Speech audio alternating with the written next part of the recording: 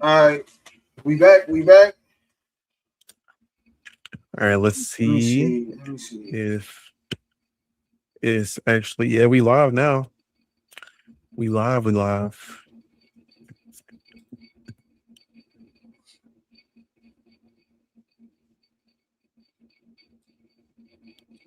We All live right, alive. Cool beans. Garbanzo. All right, so yeah, I'm gonna be right back while y'all do what y'all need to do. All right. Sorry about everything. Let me tweet this out and everything so that everyone knows that we are officially.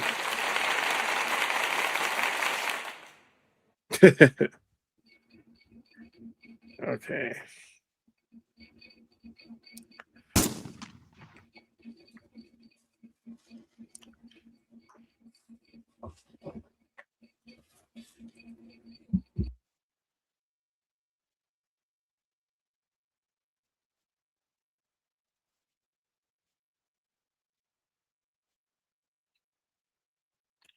Smoothly from here.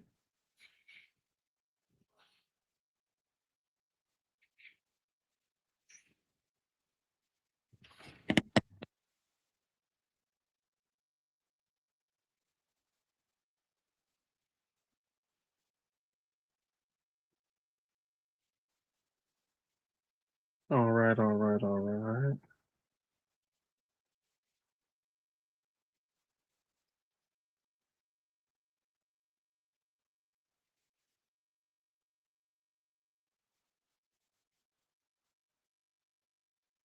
Let me put the right thumbnail.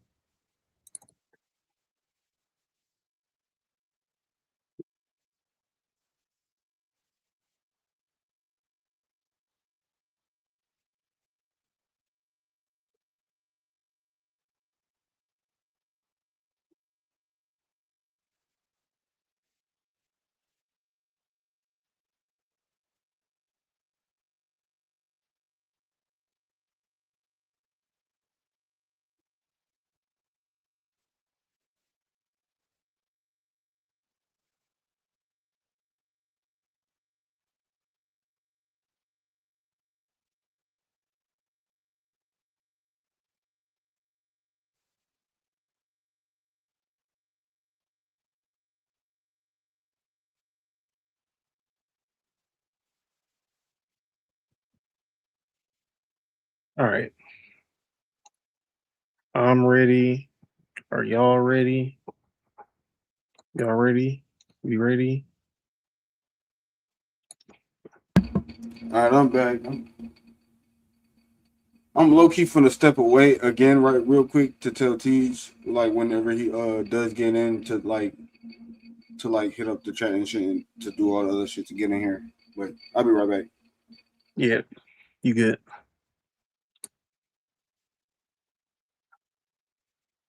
Okay, okay.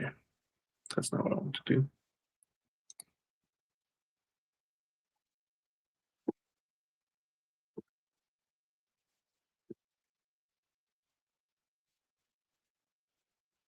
All right. Welcome back.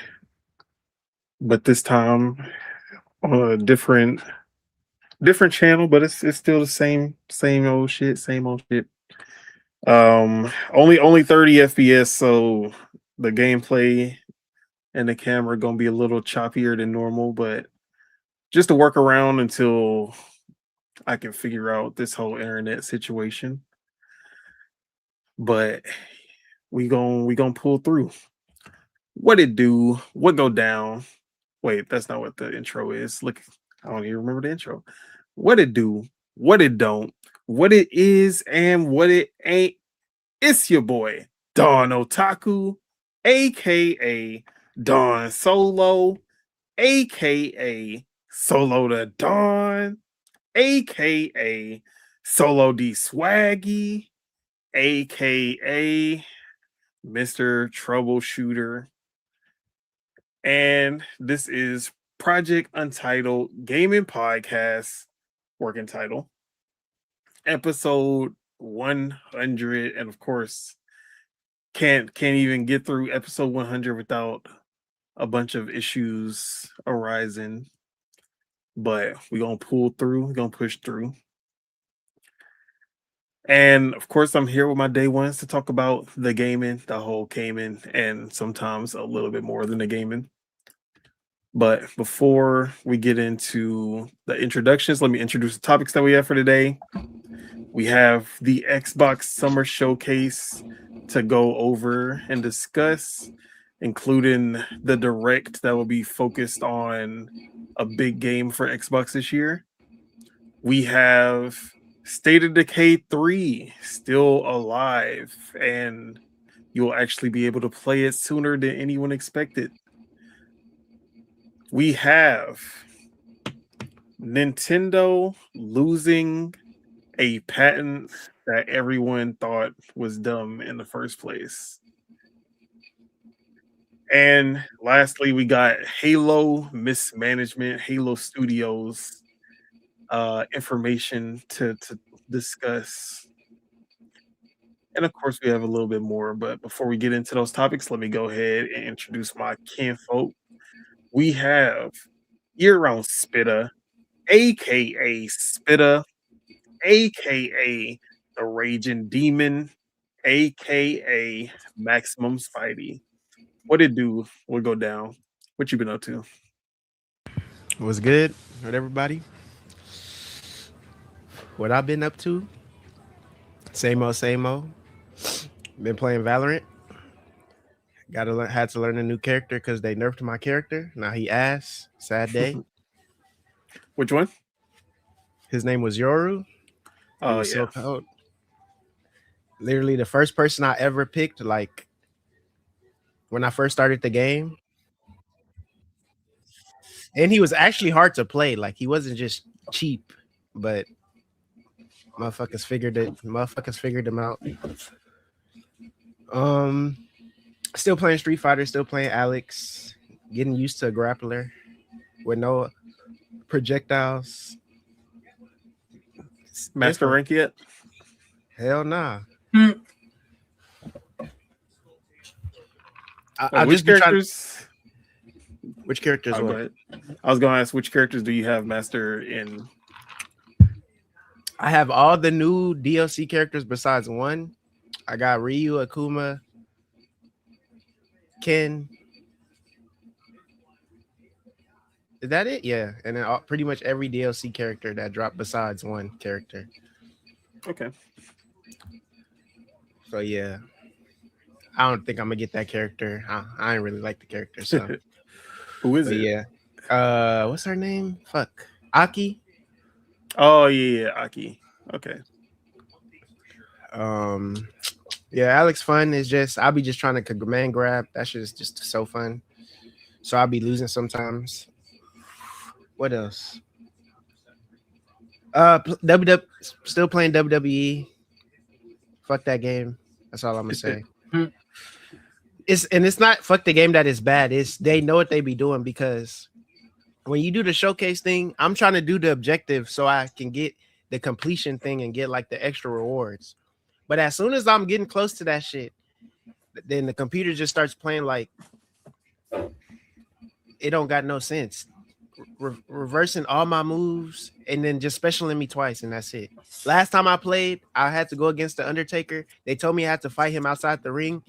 This nigga beat me up outside the ring, and instead of throwing me back in the ring or him going inside the ring, he just held my arm. And they said draw. I turned the game off so fast. I turned the game off so fast. I was like, yeah, I gotta take a break from this game. It's fun though. Don't get me wrong, that game is fun, but I'm probably playing the wrong mode. NBA 2K. Whenever I'm trying to, I'm trying to do something, and then they're like, haha, not. As soon as you get close, nope. You want to, your stamina about to go out. And you got about to miss everything. And we about to take you out the game. They're going to take your ass out the game. We're going to take you out the game for 2 quarters. They waiting for you to push the X button to try to steal the ball. They going to call the foul and you out the game. But yeah, Yeah, that's all I've been playing. All right. And of course, we have Big Z Ram, aka Lord Mars, aka the Spirit of Truth, aka Marzarus, aka You're no SS on his chest. What it you already do? know what it is. What go down? What you been up to? You already know. Yeah. Same old. We like if y'all was here for the pre-show, if you want to call it that. But yeah, just been playing Resident Evil 3. That's about it. Okay. Is it as bad as people try to make the Resident Evil 3 remake? Because they be saying like Resident Evil 3. I prefer like out of the remakes, I say 2 is the best. Then I feel like everybody feels that way. Then I mean, damn, I said I'm playing Resident Evil 3. I'm playing 4 remake. I'm tripping. Oh, okay. But yeah, I put 2, then 4, then 3 is last. I ain't gonna lie. 3 is I'm probably going 100% that after I do 4, but yeah, I just been playing 4 because it's like, yeah, it's Leon, bro. Like the Perry God. Not that Perry. Yeah, not that Perry. Is that character loved because of the character or like the stuff he can do in games compared to like other characters in that game that you could play?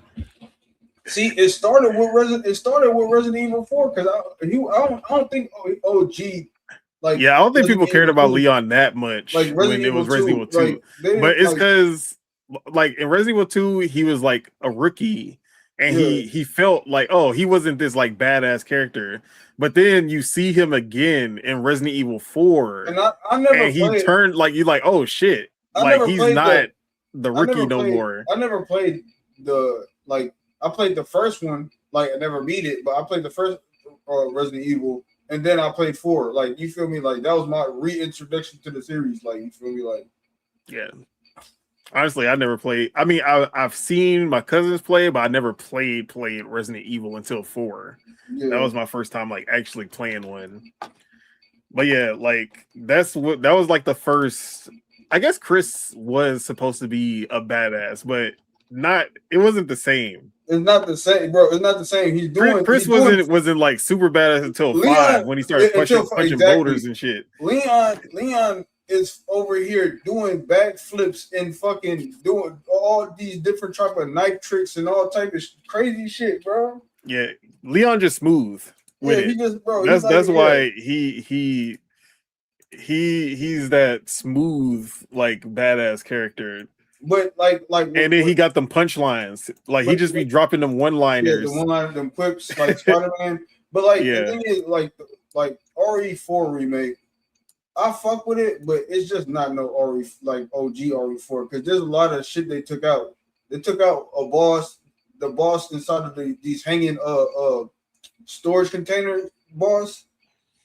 Like they took him out. Like they took out the rail, like these wire rail cars where you got to shoot everybody off these wire rail cars. They took that out. They took out the boulder chasing you. It's just some rocks falling on the ground now. They took out this area that splits into 2 sections, and you can either fight the chainsaw ladies or go fight like a Ganados and some people or whatever the fuck. They took out the split. You just fight the 2 chainsaw ladies and a whole bunch of people, and then like bro, like the statue don't chase you down no more. Like it's a whole bunch of little shit here and there that they took out, and I'm like, bro, this is what made the game like so great, bro. All of the little shit that they had, like it's cool, but it's just like it's not no original. It's not no original recipe. Yeah, I feel like Resident Evil 2 remake, they got everything in, but the MSG added a little bit more, and like they kept it faithful while adding shit to it. Yeah, they kept adding shit and taking shit out like they did Resident Evil 4 remake. Yeah. But it'd be like that. Hopefully Resident Evil 5 remake, they gonna keep that shit tight. Bro, so like that. So those are my top 2 Resident Evils is 2 remake and 4 OG. For me, it's 4, 2 remake, and then 5. But yeah. My third place, I don't know what I want to put for third place. That's why I just said my top 2. And really, for me, I feel like 5 and 2 are like tied. Because the co-op, Wesker, that shit was up there for me. Bro, so many memes from 5. I ain't gonna lie.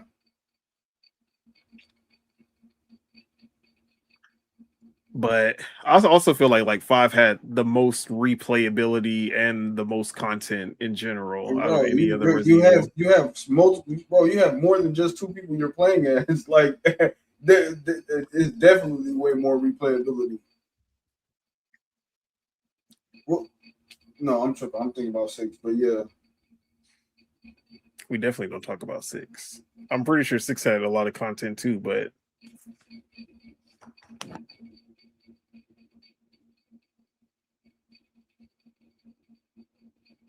yeah, the topics.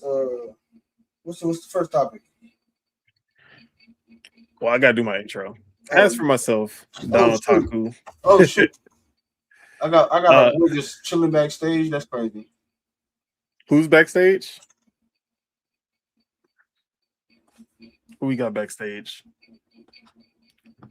You gonna unmute? I think Chuck is adding. I think he's saying. Yeah. He got to come to the stage, come to the front of the congregation.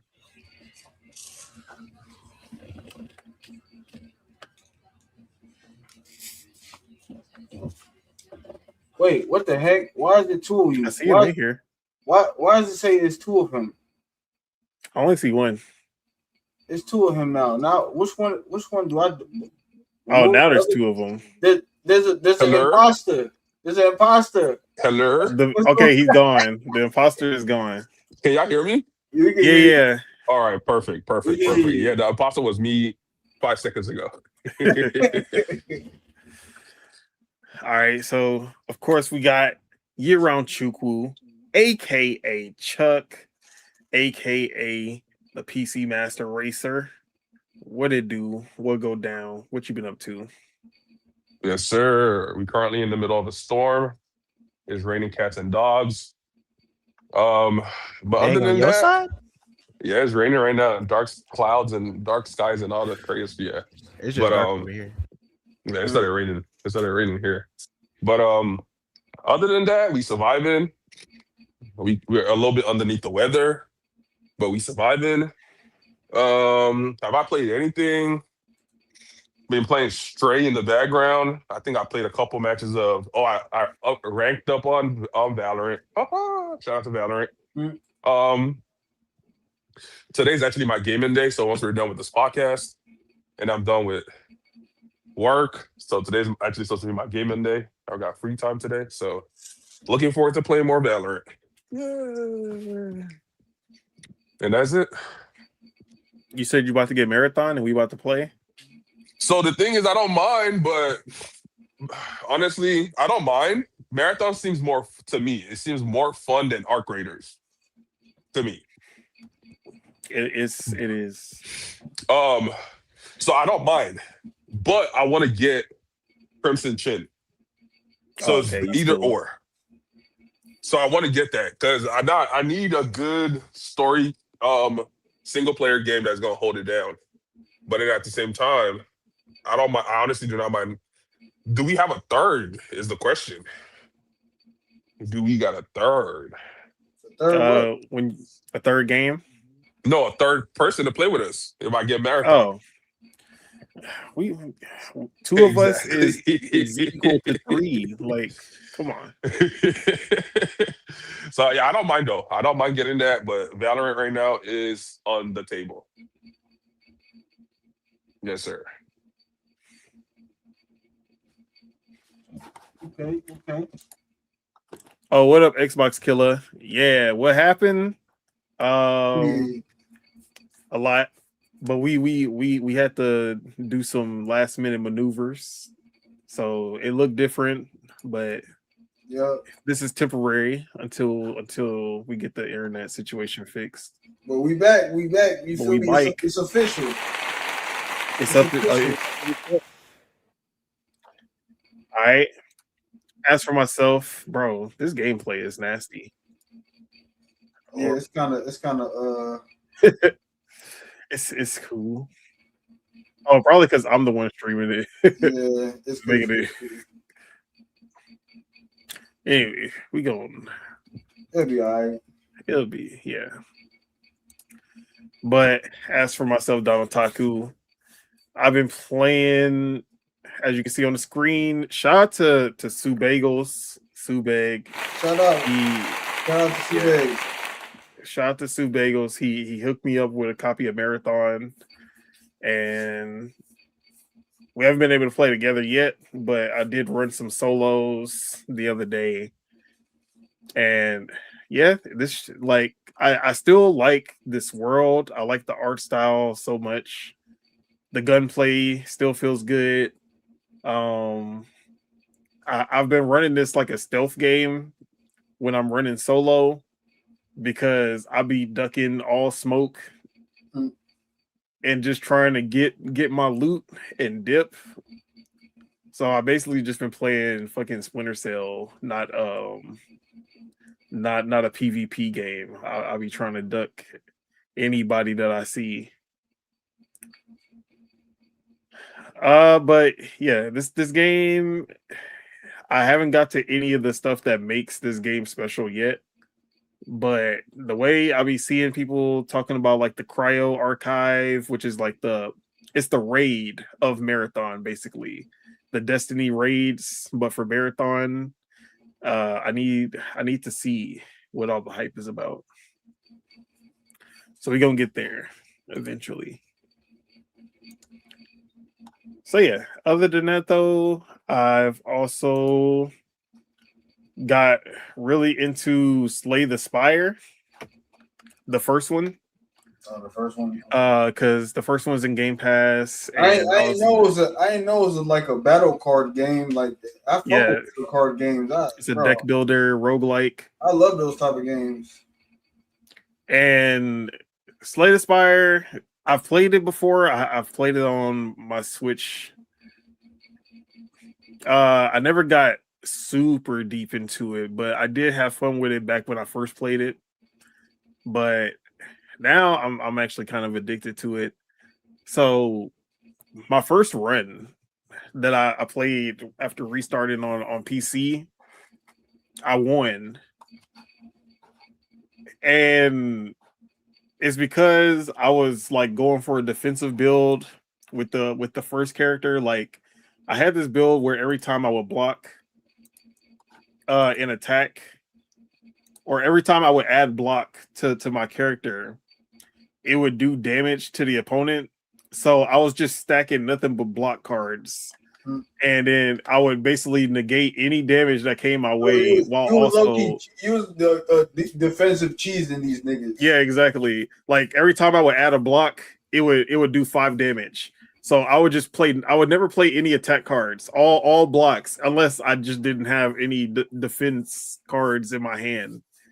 That would be the only time I really used attack cards. So like I would just be slowly cheesing them with that. And then every time they would no matter if it was a boss or anything, they would try to hit me and I would block almost all the hits or all the hits. And that shit was OP. And then I unlocked the second character, and I couldn't do that kind of build with him because for every character you get completely different cards. Yeah. So for that character, I had to go. It was more about build like I forgot what happened. I got this relic that it upgraded like all the cards in my hands, and that shit was OP. But I wasn't able to heal anymore because of that. Damn. So like the second character, he's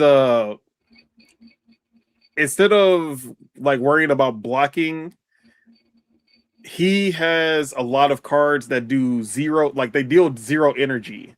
So you can just use those cards without like having to worry about your energy, because you can only place so many cards in your hand because of the energy meter. And you usually have 3 at the beginning, then 4 when you upgrade in the middle of the game. So I was able to like stack a bunch of 0 cards where I would just be able to do a shit ton of damage, or even like add defense without using any energy.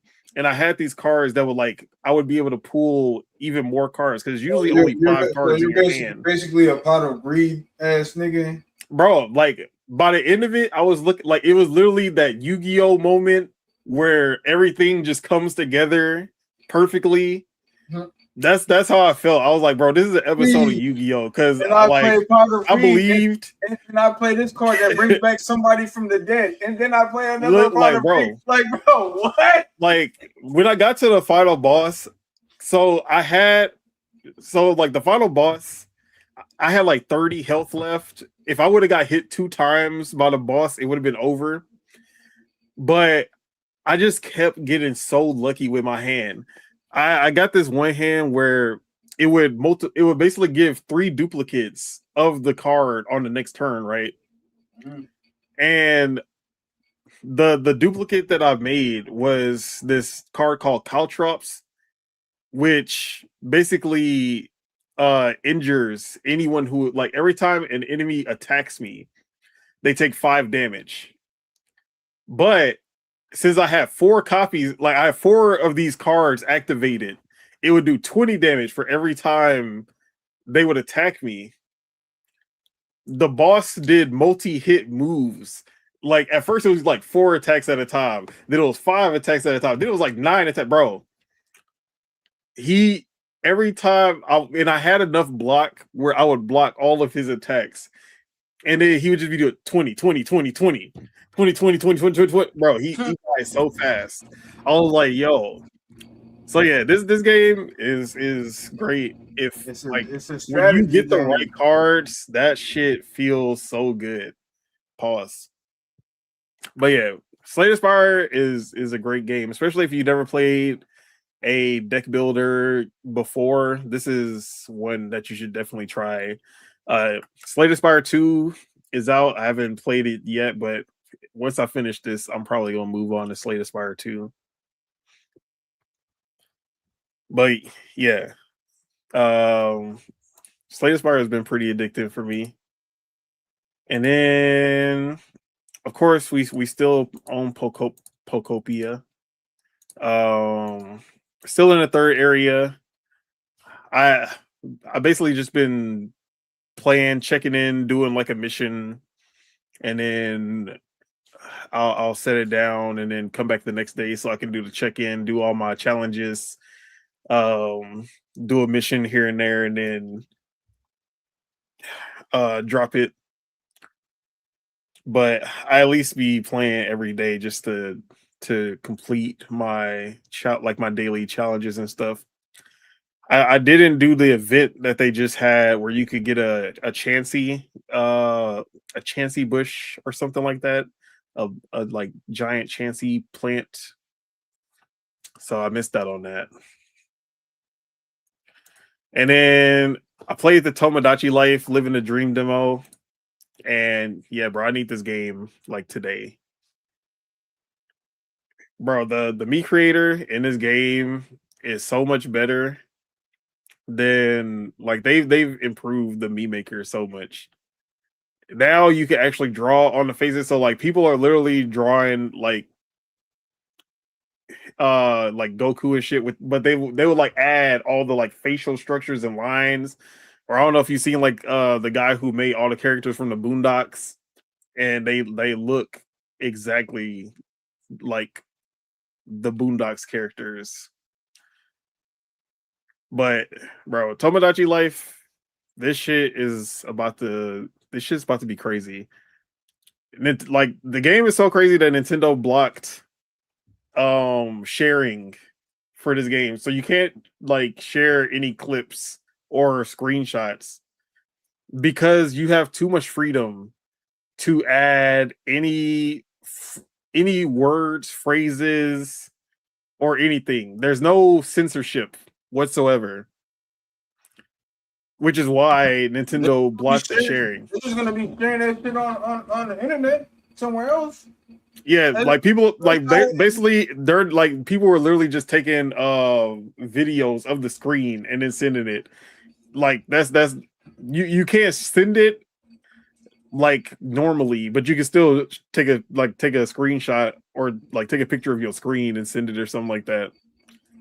But like the videos that people were putting out, it was like, oh, what topic should we talk about? And then people were putting like the assassination of buddy, I'm not gonna say his name, and people were putting like butt sex and shit like that. Does that network? That network? Yeah, exactly. That and then like, bro, Nintendo like I was like, yeah, if niggas keep sharing shit like this, they gonna cancel the game before the shit drop. But bro, between Animal Crossing Switch 2 Edition, Pokopia, and now Tomodachi Life coming in 2 weeks, bro, Nintendo is about to kill the entire cozy scene in like the first half of this year is just gonna be Nintendo just delivering those cozy ass games. So yeah, Tomodachi Life is my next game. Wait, did you just say that they took an L somewhere? Yeah, they we gonna talk about them taking an L, a good L. They needed to take this one. So yeah, but nothing but good L this week. That's crazy. That's all I've been playing this week. So yeah, with that, let's go ahead and get into the topics.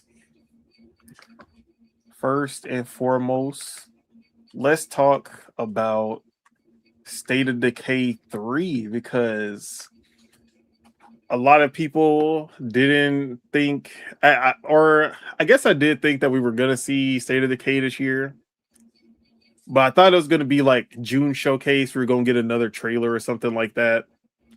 I was not expecting for them to just pop out of nowhere and start like talking about the game, showing footage, doing interviews, and not only that, dropping a playtest out of nowhere.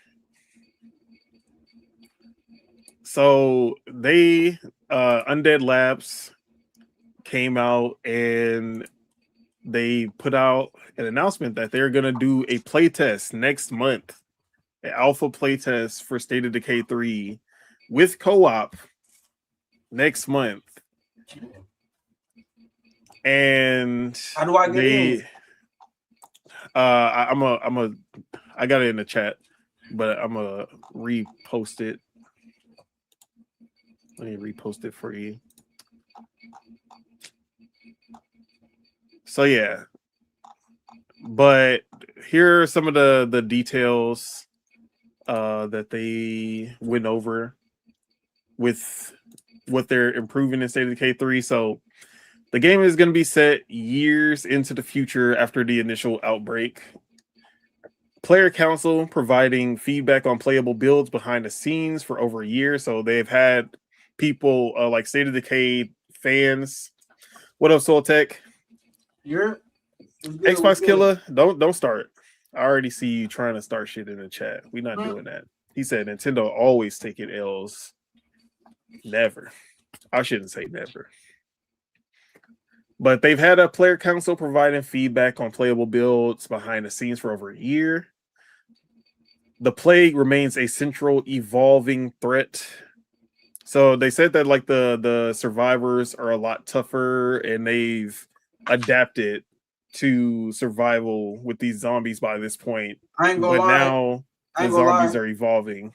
Now that Warner Brothers then took that L, any game could have have we can have fucking bro. State of zombies. Decay 3 with Nemesis system. Nemesis system. Oh my god! We need that added ASAP. Any zombie game with Nemesis system would be crazy, bro. Because like, imagine you kill a bloater, and then I don't know how that would work. The bloater come back, but like he's like a super bloater now. Like the zombies remember. It's like you destroy the zombies, but they come together like cell or boo or whatever, like the chunks or whatever come together to make different types. Like they're basically almost like the plagas. Yeah, what up, Stu? I promise we're not gonna disconnect again. We should be good. We gonna make it all the way through this time. Hopefully. And then, so yeah, zombies and special infected have evolved. Examples including returning types like juggernauts and bloaters, but we'll see some new variations as well. Combat has been significantly upgraded with more responsive locomotive. Oh, wait, let me share. I'm gonna share the YouTube now. So I just need you to put it up once I do that. State of Decay. Here we go. Boom. All right.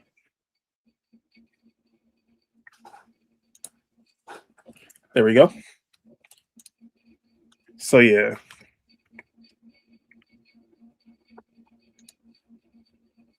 And is it still sharing? Yeah, it is.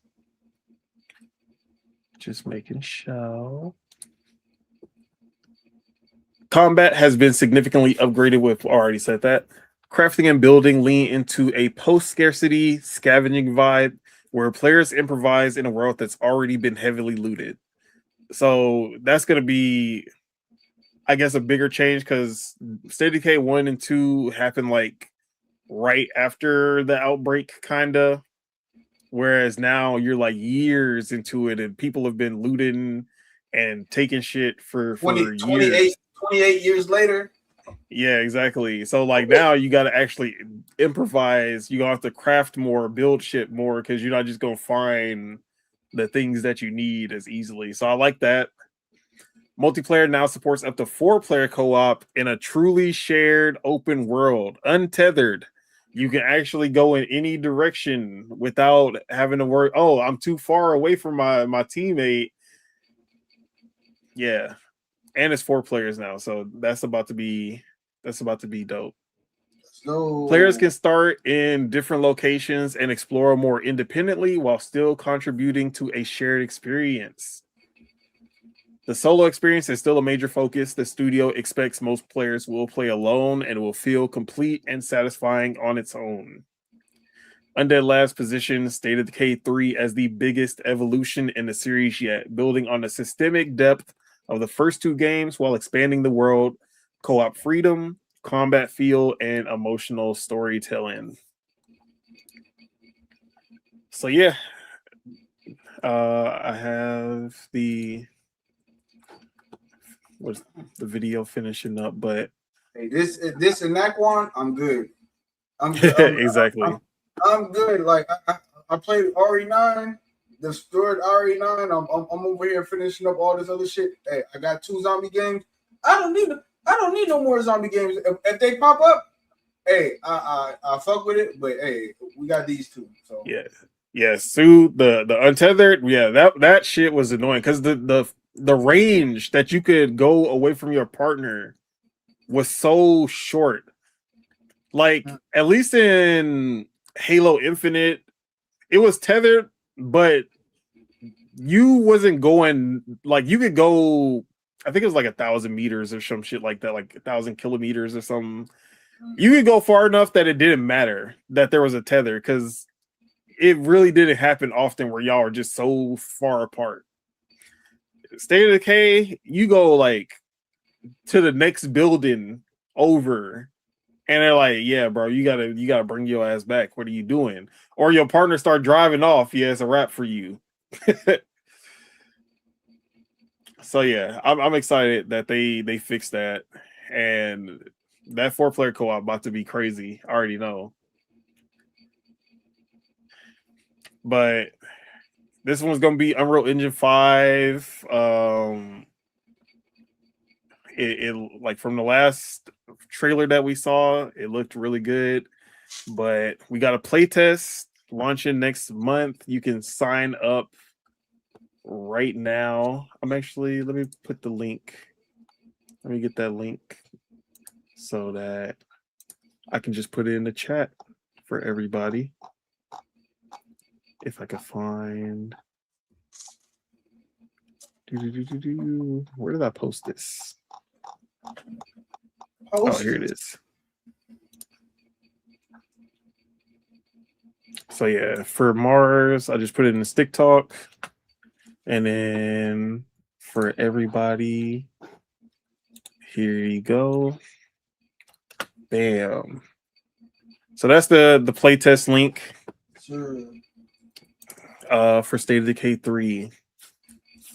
But yeah, this State of Decay 3 is my cope for okay, we don't have since we're not getting Last of Us Factions 2, I'll survive as long as we have State of Decay 3 as a replacement.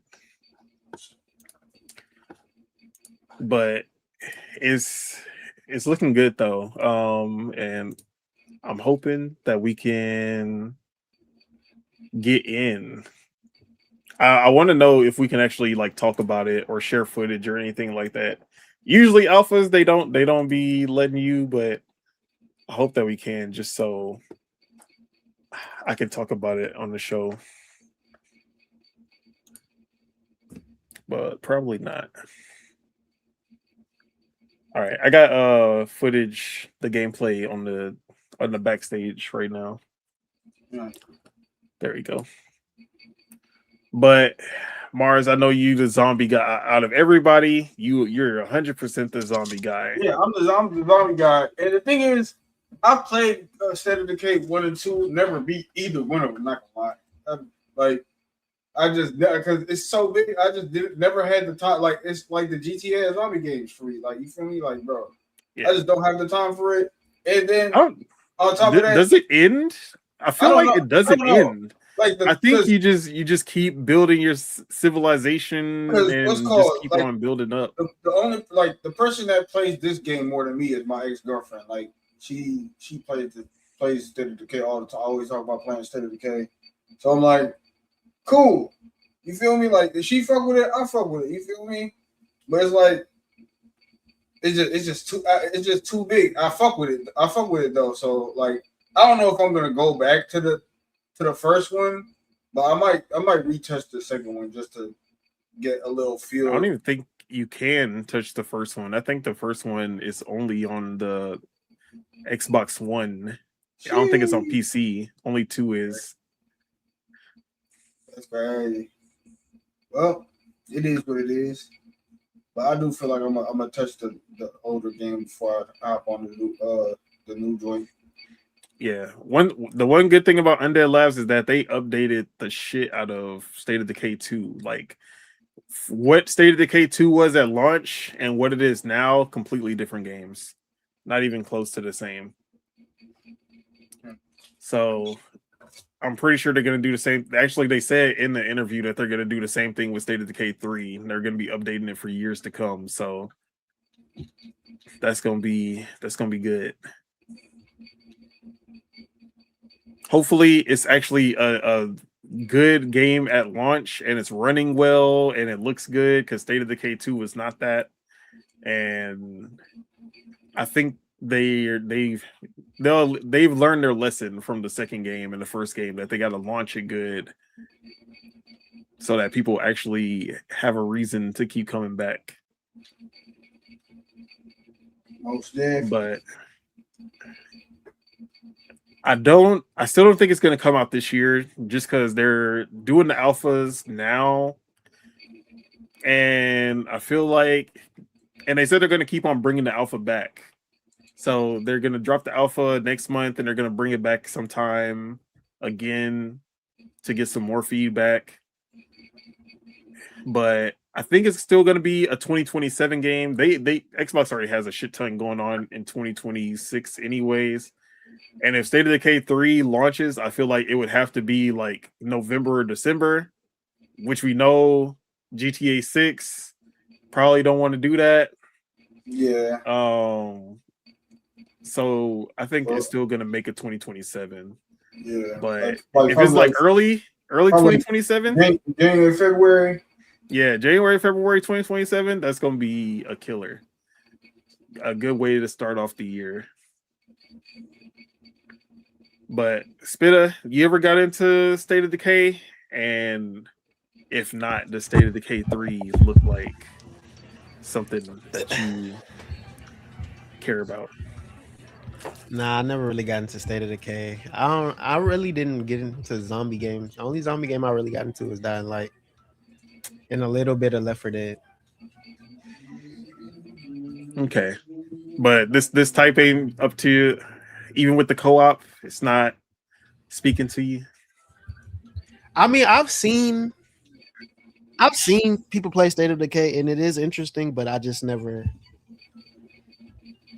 put effort into trying it. So we gonna see. All right. It's gonna come Game Pass, right? Yeah, it's gonna be day one Game Pass. Yes, sir. Which makes it even more reason that I'm gonna be there day one. All right, what about you, Chuck? State of Decay 3 looking up to your speed, or not enough competitive gameplay? As of right now, not enough. But I just had to. Yeah, I have to do more research into the game. Yeah, I got to do more research into the game. But same thing with Spitta. I can't remember the last zombie game that I really played like that. Same here, Left 4 Dead, and I didn't even play the other one that he mentioned, Dying Light. Yeah, I didn't even play Dying Light, even though I wanted to. But yeah, no problem. I'm looking forward to it. Once I do have more time, I want to take a look at the actual trailer and get more information on the game. Don't forget about Dead Island 2. Yes, exactly. Dead Island 2. So there's a bunch of zombie games that I wanted to play. I just never had the chance to. So I might just take advantage of that with this game right here. Yeah, I feel like the thing that makes State of Decay 3 or State of Decay in general stand out from the other zombie games is that State of Decay it feels like The Walking Dead in a sense that you start off with like one or two people, and then you're building this like civilization. You're building a base that keeps on growing, and you're adding more people, and it becomes this like safe haven for everybody. And then zombies are like attacking your base. So wouldn't it be more like there's permadeath? Wouldn't it be like more like Dead Rising than I mean, like not gameplay wise, but like the people managing and shit like that. Yeah, Dead Rising. They had people management in Dead Rising. I mean, you had to get survivors in Dead Rising. There was survivors. Yeah, I guess you did, and you have to like save them and bring them back. Yeah. But I feel there was more of an emotional, like there's a more emotional like connection with compared to Dead Rising, because like there's only one of each character, and like the permadeath happens, and you'll like send somebody out, and you're like, okay, we gonna just go get some supplies, and then shit goes completely wrong, and then everybody has like their like quirks. Like some people, yeah, they all have their like strengths and weaknesses. And then like you think that you're going out for like an easy pickup, and then like danger comes out of nowhere, and then it's a wrap. It's like, damn, bro, like it's like, damn, I would like, this was the character that I fuck with the most. I've been leveling them up, and now he's dead. And it'd be like that Walking Dead feeling of like, bro, I can't believe this. Like anybody could go. Your first character that you make is not safe either. Yep. You'll make the character, but the first characters that you select, you don't like, they're not safe. There's no character in the game who is safe. So yeah. But the whole base management and people management and like choosing who goes to do what and who doesn't, I feel like that's that Walking Dead feel that a lot of people like about the game. What up, Pesao man? OP. State of Decay is not like Dead Rising. Yeah, definitely not gameplay wise, but I understood a little bit where he was coming from, where like you were going out to get the survivors and then bringing them back to the safe place. But it does it differently for sure. Yeah. All right. But yeah, State of Decay 3, playable next month, playtest, alpha. I don't think anybody put that on their bingo card for 2026, but yeah, I'm hoping that I get into this playtest. They did say that if you don't get into the first one, they're going to be opening it up for more people on the next one and the next one. But I really want to play that shit because I've been waiting for this game since 2020. Hey, I just need to get into the first 2020. playtest. I don't need to keep on hopping back in and dipping back in. I just need to get that initial playtest. I'll watch somebody else play the other playtests. I mean, if I'm only getting into one playtest, I would rather it be like the last one where they add everything, rather than the first one where it's kind of bare bones and maybe buggy. It don't matter to me. I'm gonna enjoy it regardless.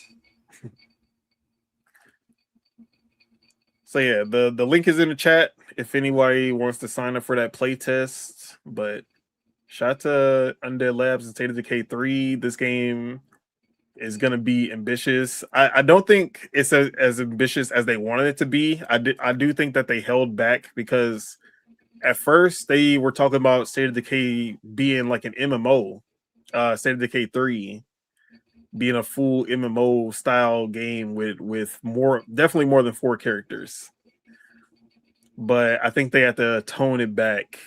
Maybe in the future they'll try to pull off that idea again. But I think they just needed to make sure that State of Decay 3 was a complete game at launch and the best like zombie simulation game out there. I think they'll be able to pull that off with 3. But that's all I gotta say on State of Decay 3. Anything else any of y'all wanted to add in? No, I ain't got nothing else to say about State of Decay. It is what it is. They're on their third game. Usually, this is where it'll either pop or flop. Like, you feel me? Like, yeah, this is also the first time that they've had a real budget because State of Decay 1 completely indie. Xbox like found it and put it in Xbox Live Arcade and it blew up there, but you could tell it was a very small indie project, but it was like super ambitious for an indie game back then, especially. State of Decay 2, they got that darn metric money, which was the bare minimum to make a AA game at the time. And State of Decay 2 was it was barely better than the second one at launch, or barely better than the first one at launch. And it was buggy as hell. It ran bad, and the co-op barely worked. It crashed all the time. They improved it over the years, but it definitely like turned a lot of people off because of the launch. So State of Decay 3 is their first real chance. They got a budget. They actually got purchased by Xbox, so now they got the full backing of Microsoft. They got help with Unreal Engine from the Coalition and everybody else at Xbox. So no excuses now. They gotta land that shit.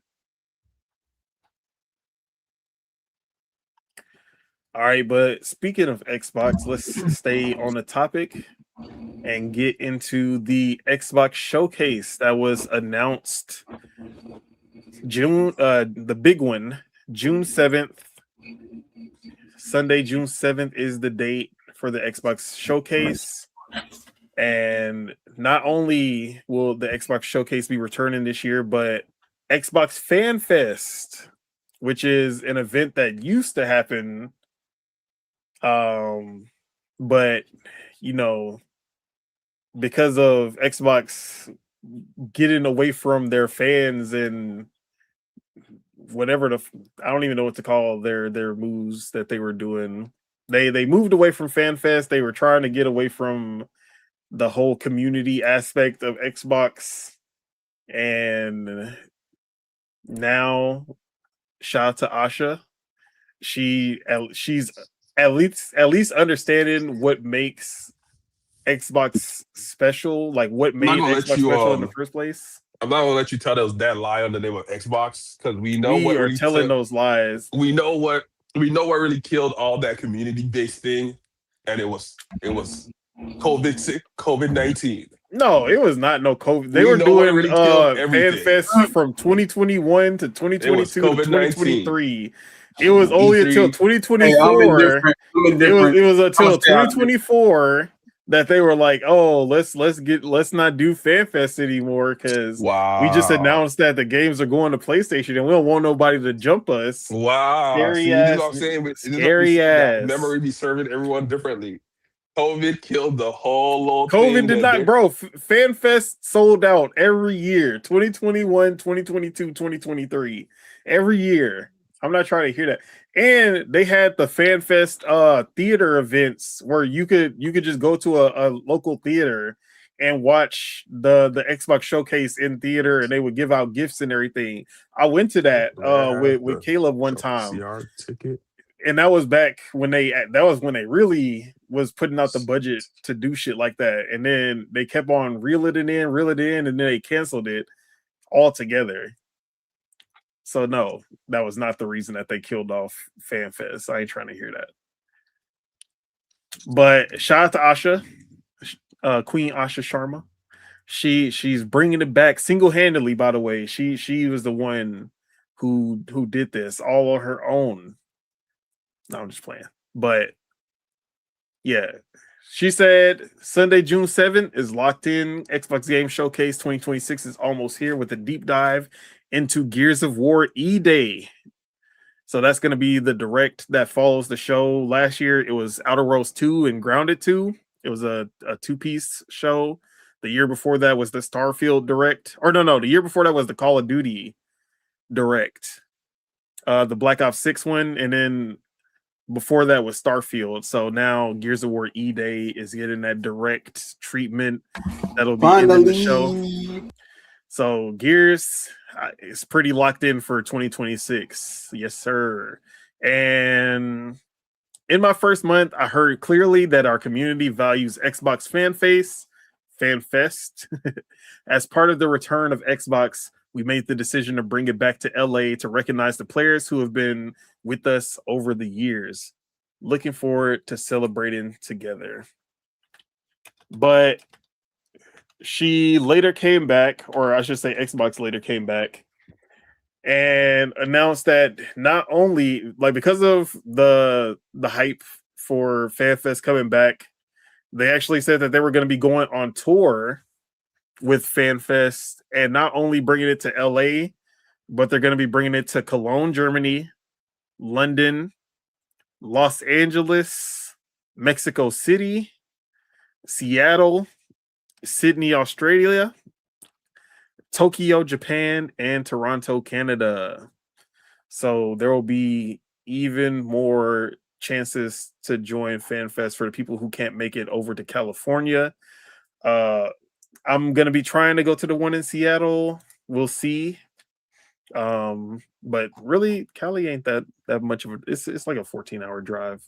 I could make the drive over there if I wanted to. I might do it just to go to Summer Game Fest. Also, we gonna see. So yeah, Xbox Showcase, FanFest is back and Gears of War E-Day Direct. Now, some of the rumors that we're already hearing that we're going to be seeing at the Xbox Showcase, we about to get our first look at Blade, Marvel's Blade. We finally going to get that gameplay. Yes, sir. Been waiting on this one. Hey, man, it better be here. It ain't confirmed, but you know them rumors be rumoring, bro. Man. Rumor has it. You gotta listen to them. Get your rumors, hopes up bro. for nothing. Hey, man. And he's Mr. Get your hopes up. We don't like rumors, Hey, man. Don't be using the boos and cheers against me. Hey, you know what? Stu Jersey said they definitely got enough content for a world tour. Yes, sir. So yeah.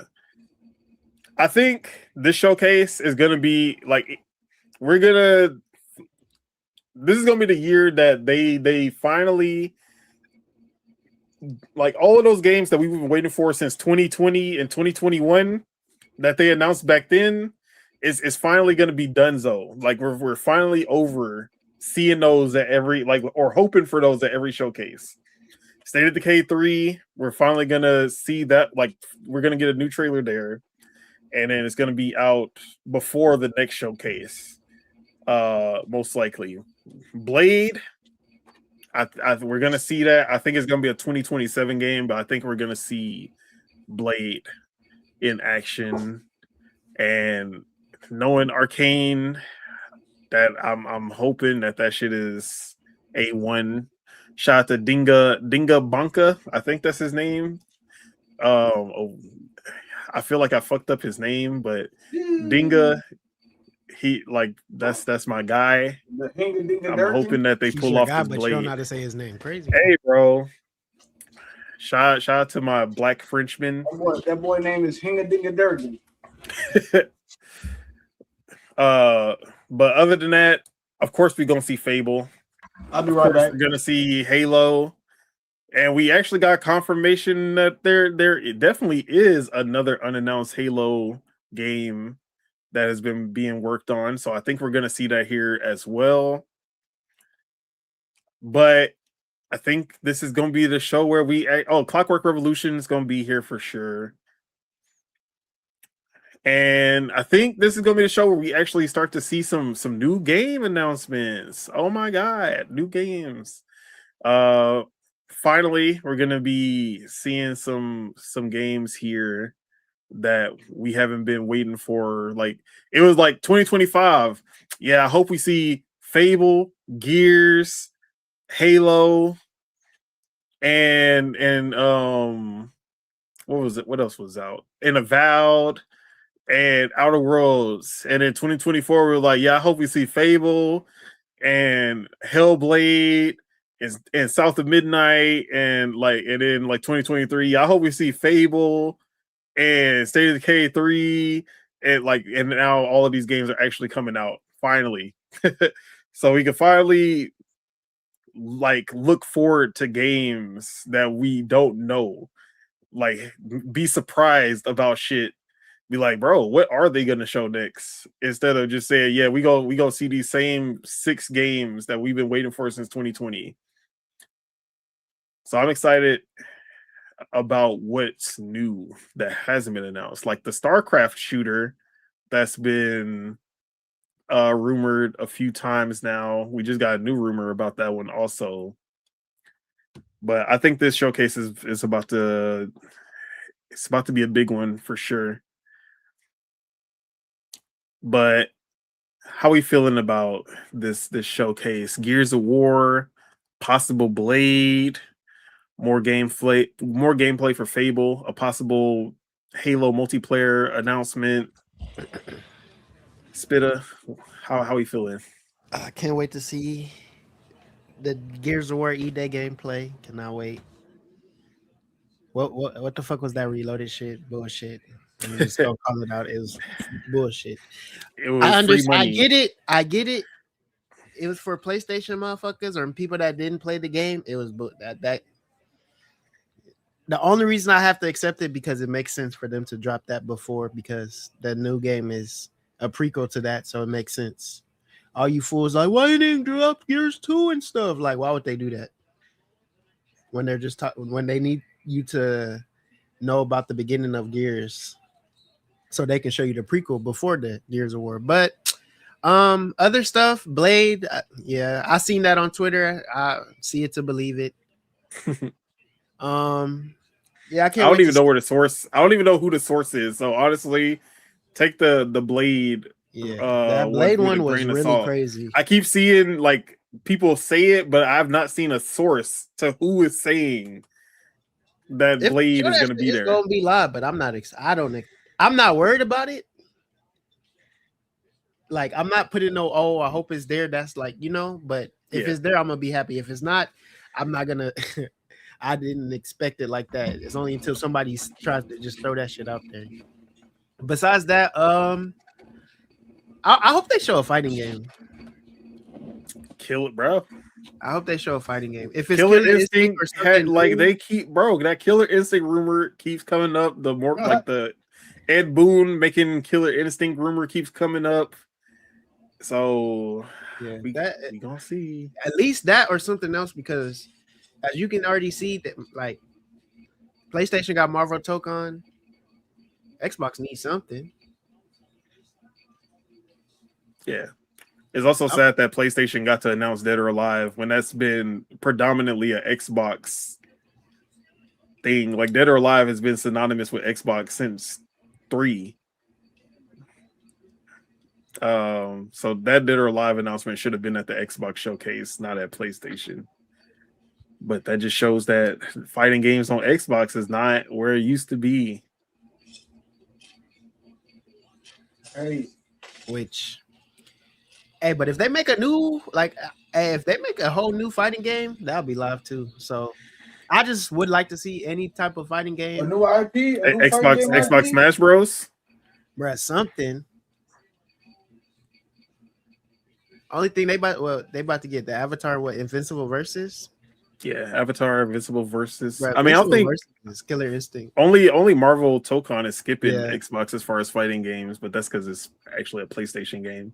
Yeah, that shit would be crazy if at the event, or like that would, like I said, that shit that'd be crazy if they once they show all the characters to the game, they just say, oh, it's gonna be on Xbox. That'd be some funny ass shit.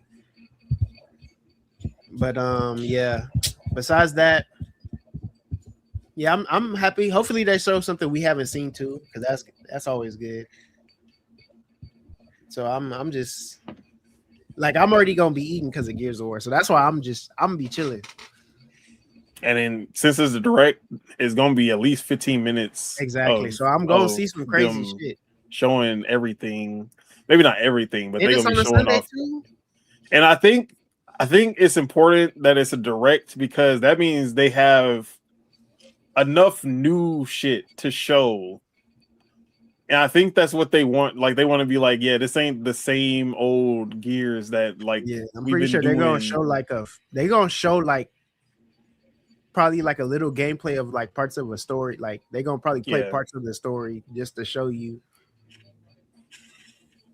I just pray and hope if you play that game on Insane, you like, oh man. I just hope when you play that game on Insane, you're not just throwing out a million bullets and getting shot 2 times and dying. Because it's like, why do y'all make games like that? Why is the person, the enemy's just harder instead of, oh, they have to take more bullets? Like, I don't like that. Because it's harder to make it's harder to make the AI better versus just making them bullet sponges and making you take more damage.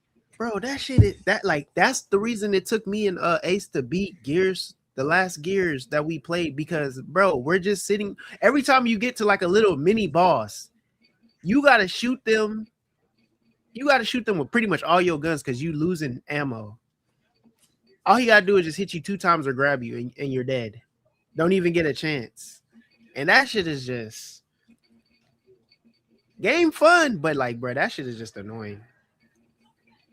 But yeah, I can't wait to see what they do though. I really can't. All right. Stu Jersey said, nah, Project Untitled Blade confirmed. Hold on. Who confirmed it?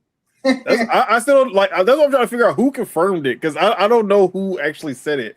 I actually didn't listen to. I usually listen to Xbox 2 with Jez Corden and Rand, and I'm pretty sure they already talked about it, but I missed it this week. So I don't know if Rand or Jez said, yeah, Blade definitely coming, then I'm definitely gonna believe it. Because they're usually pretty accurate, especially Rand. Oh, these are just my predictions, these are just predictions. I don't have any insider knowledge. And then all of that shit comes true, like word for word, bar for bar. So yeah. Oh,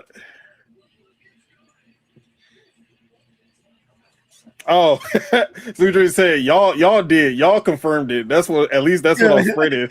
See, bro, I'm telling you, like that's how easy that shit be. Like, bruh, you'll know how many times like you'll see like Jez Corden say something as a like, oh yeah, this could happen, and then they'll literally put up articles. Jez Corden says that blah blah blah is happening. Like, bro, I said it was a possibility. I said it was I'm predicting that it could happen, and then they'll literally make fucking whole articles about that, and it'll spread out, and then they'll be like, yeah, Jez Corden lied because that shit did not happen. Stu also said they got. Oh no, I already said that one. Stu Jersey asked, "Is State of Decay a multi-plat free to play?" I don't think it's free to play. I think it is going to be a full title. Is it going to be $70? This is going to be their first like real AAA State of Decay. I think they are going to go for the $70 with this one. I know a lot of people didn't think State of Decay 2 was worth the $60 at the time, but I think this one is going to actually live up to the $70 price. But if they were smart, I think they would do $50. I feel like that $50 price point would be a good one for State of Decay 3, especially just to get people to jump on it because they need the players more than they need to look like a premium title. And then Clockwork better be fire, bro. I must look in Exile. In my eyes, they have never made a miss. Wasteland 3 was Baldur's Gate 3 before Baldur's Gate 3, but nobody played that shit. Like I'm still mad that people like were dying for Baldur's Gate 3 and they're like, man, this is so revolutionary. Bro, Wasteland 3 did 80% of what Baldur's Gate 3 did in 2020. I'll die on that hill that Wasteland 3 was everything that people wanted. Co-op, AAA level visuals and story and voice acting and everything, but nobody played that game. Choices and consequences that actually matter, and like the crazy ass choices that you can do in Wasteland 3, I think they actually outweigh Baldur's Gate. Baldur's Gate definitely have more choices, but I feel like the consequences in Wasteland 3 would, like, you could end the game. You could literally end the game and they'd be like, bro, like how are we gonna finish this? Like they'll literally be like, how can we finish the story? Like you already like is done. So yeah, I think Wasteland 3 is so slept on. And now they're making a BioShock style RPG in first person. Yeah, bro. That shit about to be fire. And then yeah, $70. Ouch. $39.99. Helldivers 2 type beat. Ooh, I don't think Helldivers 2 was in development for 7-8 years though. That's the thing. Like when you look at how long they've been working on State of Decay 3, I don't think they gonna like. I feel like 50 is a perfect 40. I would love for it to be 40. Not that I care because I'm gonna be playing on Game Pass regardless, but I think 40. That's a steal. Like people are gonna. That's gonna be 200,000 plus concurrent on Steam if State of Decay 3 is $40. I think it does those type of numbers if they hit it at that $40 price for sure. But also, this isn't a live serve. It is a live service game, but it's not. I don't know. I feel like this isn't one of those games that they will go for the $40 price because they want it to be a premier single player game that also has co-op versus Helldivers is like you have to be online, you have to be playing it multiplayer for it to be a good experience. Yeah, like Elden Ring. Yeah. Yeah, I would say it's it's more of an Elden Ring than it is a Helldivers. Because they're also added a whole narrative to this one too. Like the narrative is actually going to be a big part this time, whereas the narrative is what you make it in State of Decay 1 and 2. But we gonna see. I think they about to land this one for sure. But we will definitely know in a month because even if I don't get in the playtest, somebody gonna talk. Even if there's an NDA, somebody gonna talk about it. All right, but back to the showcase. Mars, how you feeling about this showcase? Gears of War E-Day Direct, possible Blade, more Fable, more Halo, and whatever else Xbox surprises us with. I mean, we've been anticipating these games for a minute. You feel me? Like, I had E-Day on my whatchamacallit, my fantasy league, whatever the fuck. But Rip. I know, right? What's called Blade? Cool.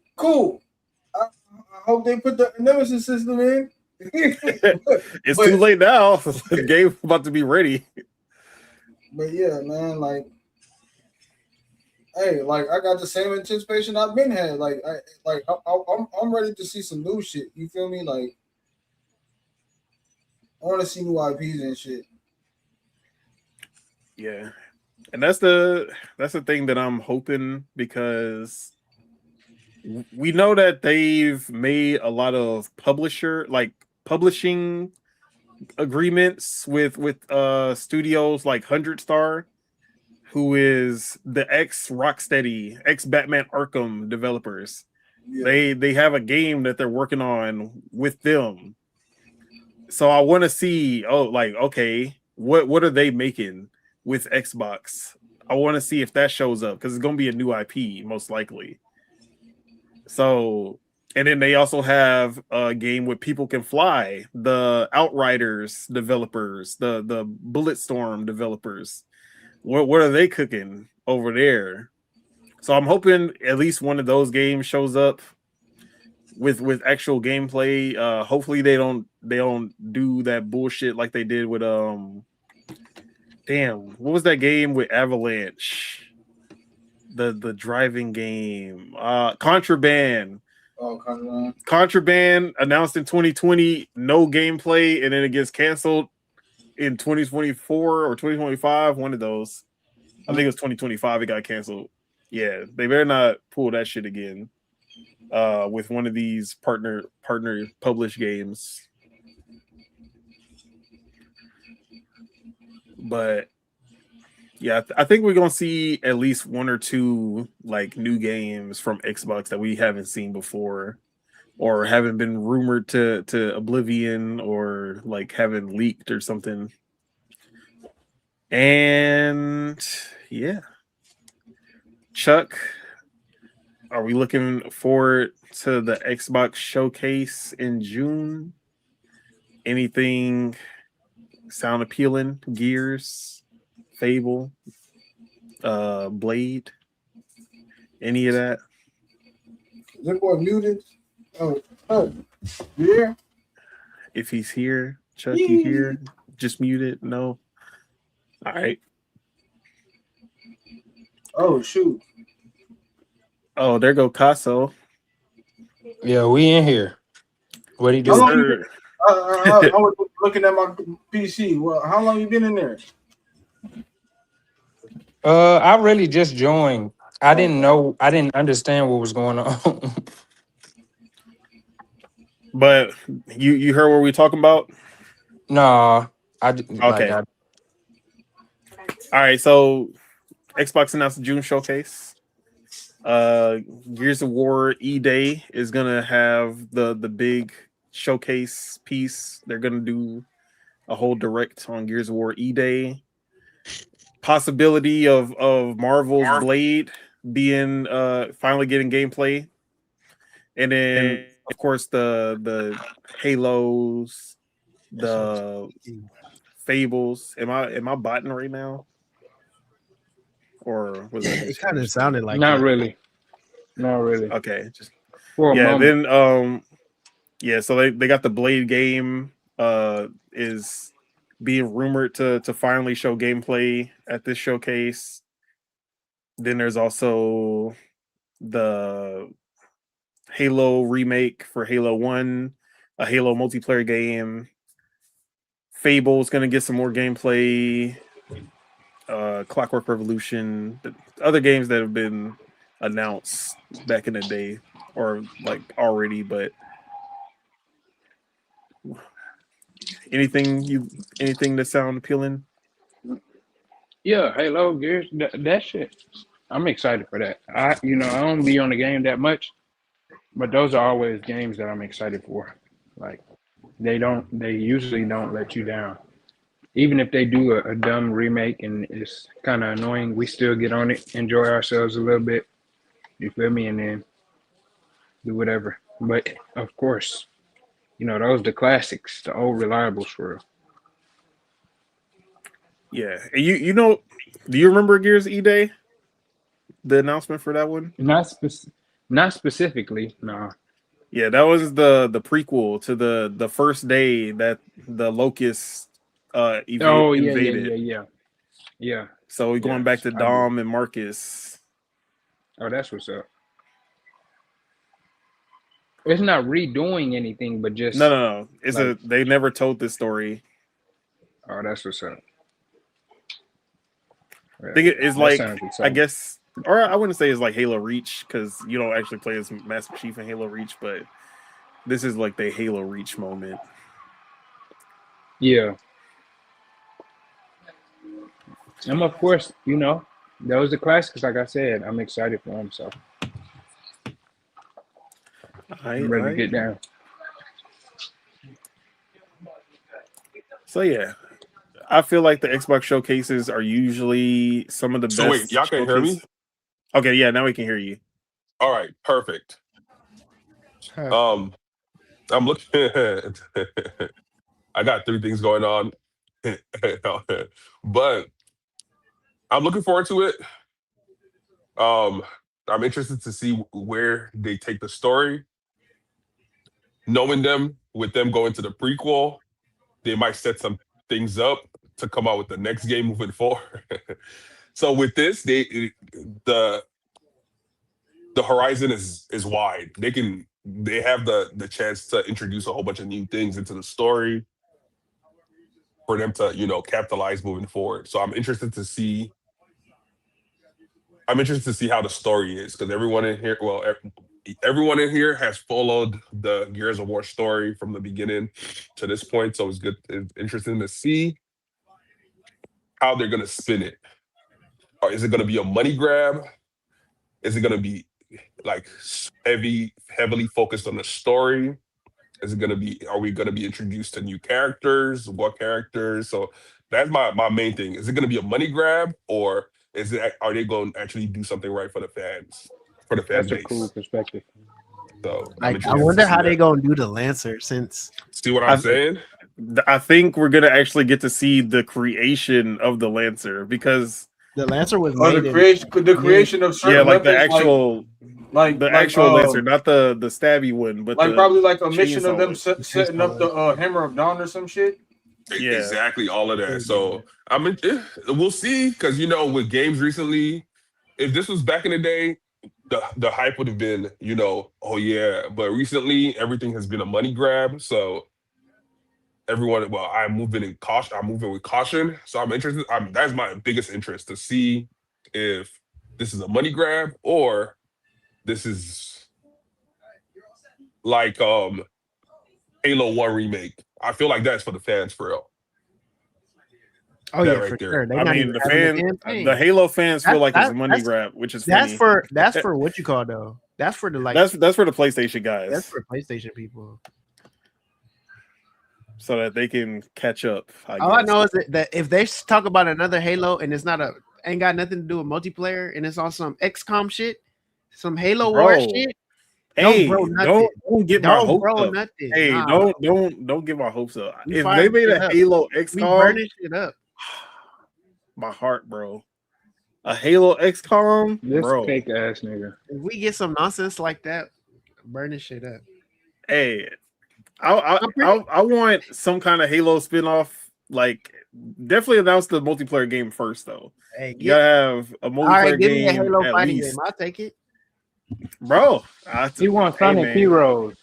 Like a That's Halo Reach spinoff or some shit. Like, you feel me? Not like direct Halo Reach because everybody's dead, but like something like that type shit. Watch. That'd be funny if they like ODST. If they finally like really just rip off Helldivers 2 and just put ODST instead, do that. They could do so much with the Halo universe, and they just keep doing the same first-person shooter. Like, they need to merge Halo universe with fucking Gears. Do something. nah, that'd be too much though. It would be too much. Or it could be a bro. No Or it Halo could be Wars, a, though. look, it could be a Halo game without. It could be a Halo spinoff game, and it's not even about humans. Like, have it be about like the Arbiter people or whatever the fuck. Let you Like, be yeah. the flood. Play as the Flood, bro. Play as the Flood. Hell nah. Or a horror game, yeah, based off of the Flood. Yeah, but like you're a playing as horror regular- game with like, say there's like a Marine that's stuck on a ship with the Flood attacking. No Spartans in sight to come help. Spartan to save Bro, you, bro. it'll be Alien Isolation, Exactly. but in the Halo, bro. Like, there's so much you can do with Halo, and they just keep doing the same shit. You're basically like a medic. You're not even like a military medic. You're like a regular person. And then you gotta hide from everything. Like, and it's like, bro, that would be live though. That would be. That's a easy. Bro, people have been pitching that for years. Like, people have been pitching that for years. Somebody at Halo Studios gotta see this shit. Halo motherfuckers are kind of crazy because they could do so much other shit with their games. Like, they really can. Like, bro, Halo, they treat Halo like how Star Wars be like, yeah, how we gonna make a Skywalker story now, bro? Leave the Skywalkers alone. And Luke again. Yeah, bring back Luke. Yeah, talk about the Skywalkers. Who is she? She's not Luke's kin. She's Palpatine's, bro. Like, they gotta relate it somehow every single time. It has to be related to the Skywalker saga, or it don't matter. Like, no, there's like, Star Wars is a universe, a whole universe, and y'all just be like, we gonna stick with these same planets. How many times we gonna go to these same planets? Bro, same galaxy? Didn't they just go into like unknown locations and shit in the last Jedi or whatever the fuck? Like, yeah, bro, like y'all was in the like, to find Luke, y'all had to go in the middle of nowhere in space. Like, nigga, like, bro, like, what? Like, nigga, like, do some of that shit. Like, there's so much shit. There's some fucking scary shit in the Star Wars universe. There's some scary ass shit in there, bro. Like, do some shit like that, bro. The Acolyte could have been a scary Star Wars story, but they fucked that up. But we could go on and on about how they fucked up Star Wars. But yeah, Halo, they need, and they said that they were going to be working on different projects now that they're Halo Studios, and they're going to be working with other developers and stuff. So we'll see what comes out of that. But we gonna see. Maybe we see multiple Halo games here, which would be crazy. But Chuck, you should call for people to even make they should just get people to make their games, like pitch the game, and then like if it goes through in the Forge shit, then just make it a real game, like the Helldiver clone. Pretty much. What were they called? Not Hell something Jumpers. Hell Jumpers. Hell Jumpers. Yeah, I think it was Hell Jumpers. I mean, technically, Helldivers is based on ODST because they were the Hell Jumpers, and then they made Helldivers to be not a spinoff, but like a committee, like some funny shit, pretty much. Exactly. They need to bring back Red versus Blue. What the fuck? And then make it a game, like, or some shit.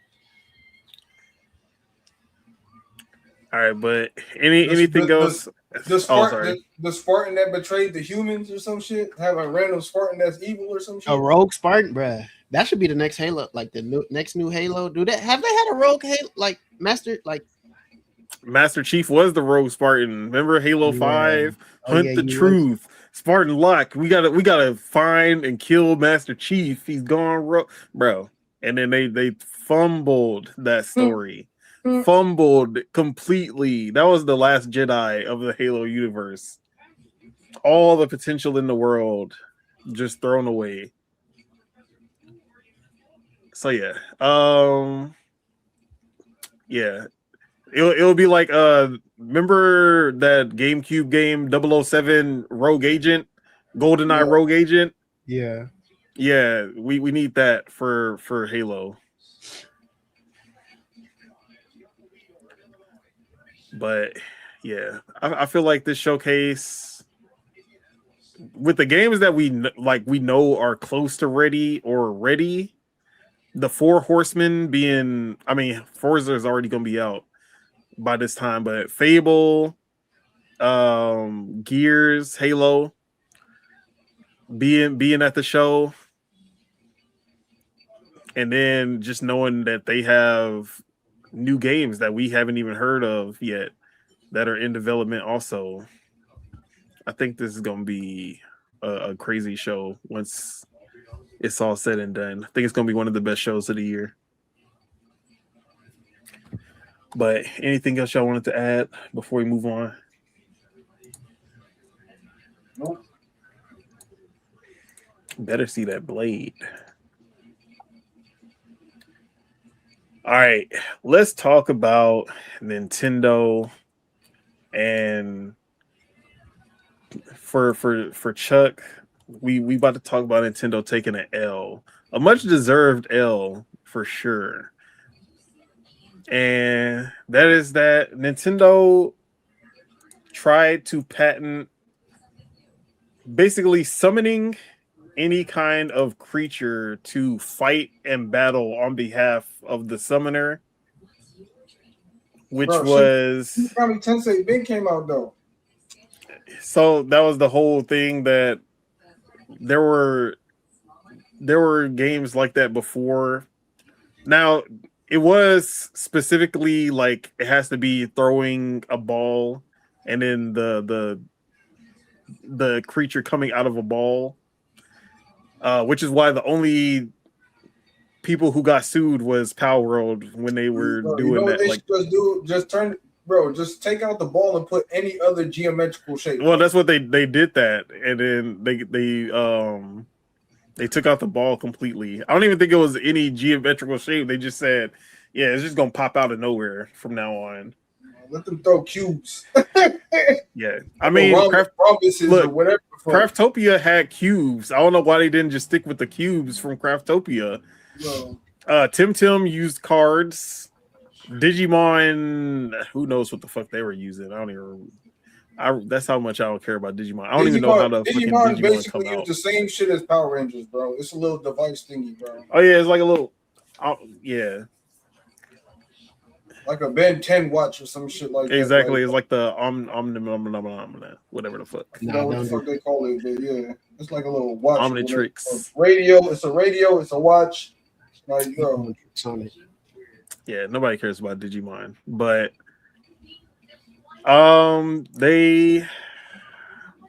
What was I saying?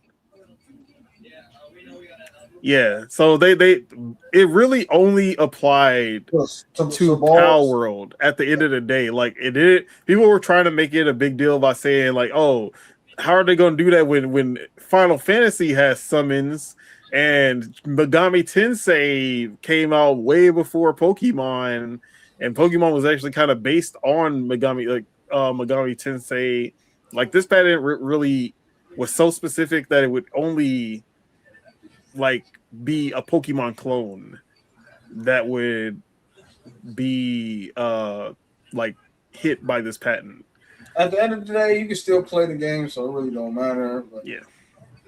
But either way, it was even with it being as specific as it was a unnecessary patent, especially like game mechanics should not be patented. We talked about this with Nemesis System 100 times. Like we said, somebody else can make a game that's better than Pokemon in Power World, and then put it in a new shape. It's called the Shapes game. Like you know the fucking shape store bullshit that I keep on seeing, the AI bullshit.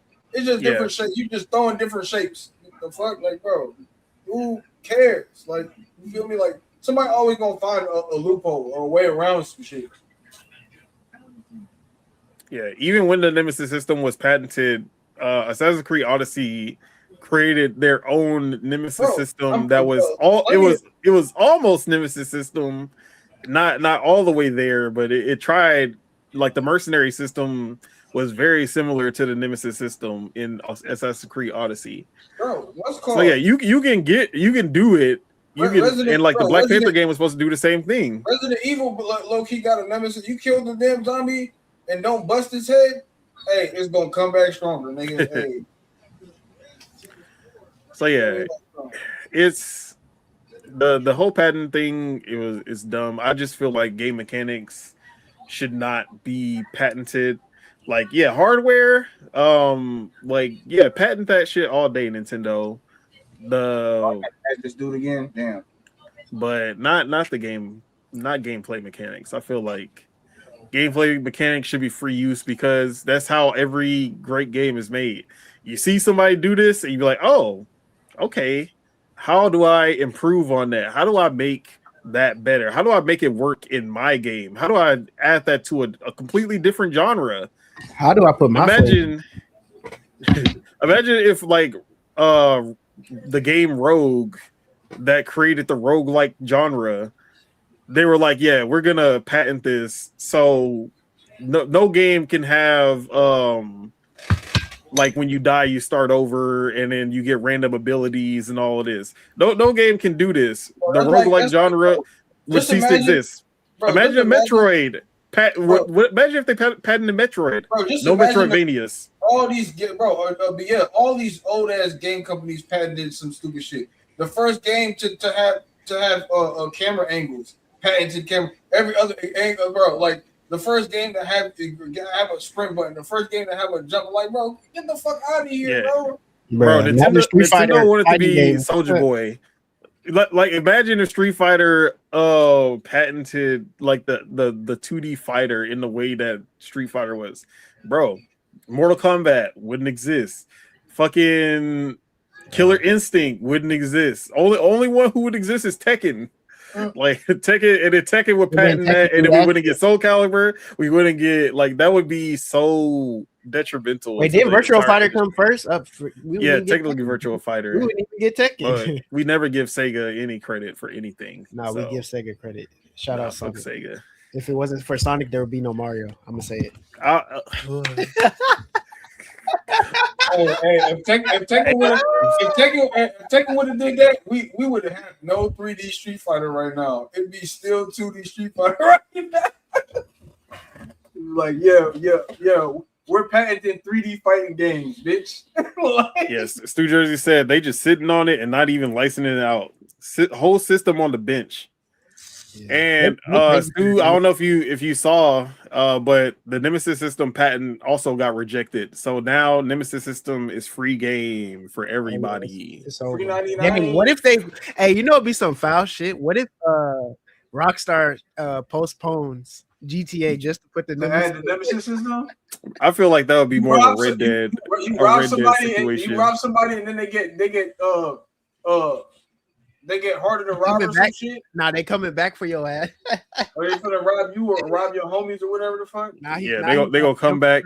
They gonna get revenge on but like, okay, imagine a San Andreas style game with gangs, and like every time you do like a gang war, and then whoever survives the gang war, they gonna remember that shit. When it's gonna be like a random drive-by happens while you just like walking down the street, or you just doing shit, or pull some Def Jam shit. You lose, you get killed by somebody, and they take your girl, and your girl. Or if you take somebody girl and it right, you take somebody girl, then they're your rival, bro. Like you feel me, like bro, what? That should be sick.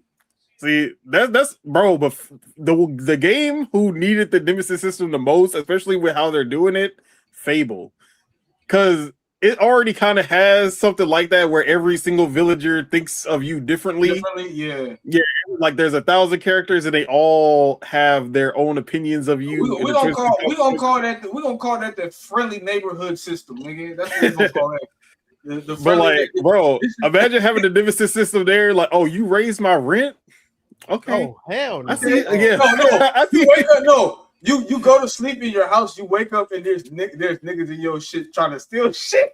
Bro, imagine you raise the rent and then they burn their house down. Or they burn your house down, or they kidnap your child or some shit, or kidnap your wife or some shit. Yeah, they could do so much with that, bro. The Nemesis system was just too good for it to just be locked to 2 games, 1 game and a sequel, not even 2 games. So yeah, but this patent was unlike the Nemesis system. This one wasn't even unique enough or necessary for it to be patented in the first place. But yes, it has been rejected. The Pokemon patent for throwing balls and summoning creatures to battle or other people to battle, that has been rejected for being too generic. Who would have thought? It shouldn't have been granted in the first place, but now it's not. Bruh. They want that patent so they don't have to make good Pokemon games. That's what that shit's for. Bro, make another It doesn't game. make no sense. Like make a scary Pokemon y'all game. scared? Y'all scared to like somebody gonna make a better game than y'all? That y'all gonna have to do. Us adult gamers want some dark and gritty shit. Imagine if they patented jumping in the first Mario game. No jumping. No running. No running. Oh, hold X to run? Yeah, we patent that. Sorry, guys, you can't do that no more. So yeah, I'm happy. The first game to let you swim. Every other game, you bro. I like how I just got the pop up. Stu Jersey playing Shadow of Mordor. He tried, he been fiending for that Nemesis system. He's like, man, I need to get that Nemesis system in my veins. That's crazy. Immediately, right? I ain't gonna lie. I need to boot up Shadow of War. Well, like I don't think I'll go back to Shadow of Mordor, but I'll pull up Shadow of War again. I think I have Shadow of War, but I didn't even play it like that. That game had a lot of filler, not gonna lie. Compared to Mordor, they were doing extra. I don't think I beat the DLC either. Yeah, I didn't beat any of the DLC because I was done with that game. I was like, bro, yeah, this game they was padding the shit out of that one. Stu Jersey says Steam snitching. Nah, Steam do be snitching. Right. Steve, if you don't put yourself offline, friends be like, oh yeah, you about to get on nah, you know, I got you. And then you get that Steam pop up. so and so is playing, and you like, oh, okay. I thought you was busy. Oh, you over here playing whatever the fuck instead. I see how it is. All you have to do is say you didn't want to play with me. But yeah, shout out to Nintendo taking an L that they actually deserved. I don't care. I don't think you care about that, L. I mean, it wouldn't have mattered if they got it or not because Exactly. it literally would have affected only people trying to make Pokemon clones, and not even like only Pokemon clones, but literally like very specific Pokemon clones. Because Temtem survived because they used cards, and that game is more like Pokemon than Power World. I feel like Power World is way more of a unique game to Pokemon than Temtem is. Temtem is like bar for bar, just Pokemon, except that it's co-op and has MMO elements. So that's why, like, when people say that they're just gonna go after everybody, I'm like, bro, look at Temtem. They made a Pokemon game bar for bar, and Nintendo never went after them once. Bar for bar. But yeah, man. I think there's another patent that's still in effect, which is the Pokemon Legends patent, basically, where like it's the real-time battle system that they have for Pokemon Legends. And that patent is also dumb because it's literally just Xenoblade Chronicles with Pokemon.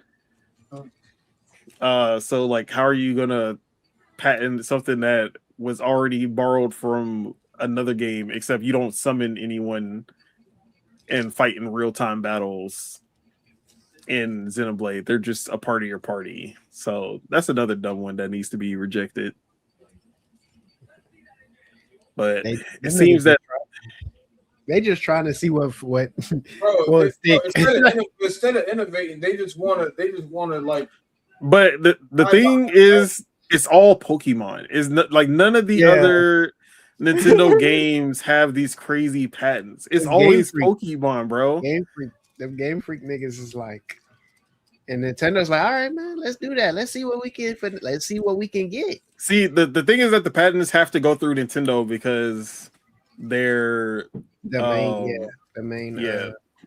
But I'm pretty sure it's Game Freak who's suggesting these crazy patents in the first place. Yeah, because it doesn't make sense. Ishihara or whatever his name is, the CEO. He don't want to try to make new shit. That's all it is. Or I guess not Game Freak, but the Pokemon Company, because he's the head of the Pokemon Company. They got Pokemon Company, Game Freak, and Nintendo. That's hilarious. Yeah, niggas in Creatures Inc. That's the other niggas Drake, like Birdman and Lil Wayne, like, bro. You signed to one, who signed to another, who signed to three. Nah, that's bad luck. That's crazy. They trying to be signed to Gucci Mane. It's crazy, bro.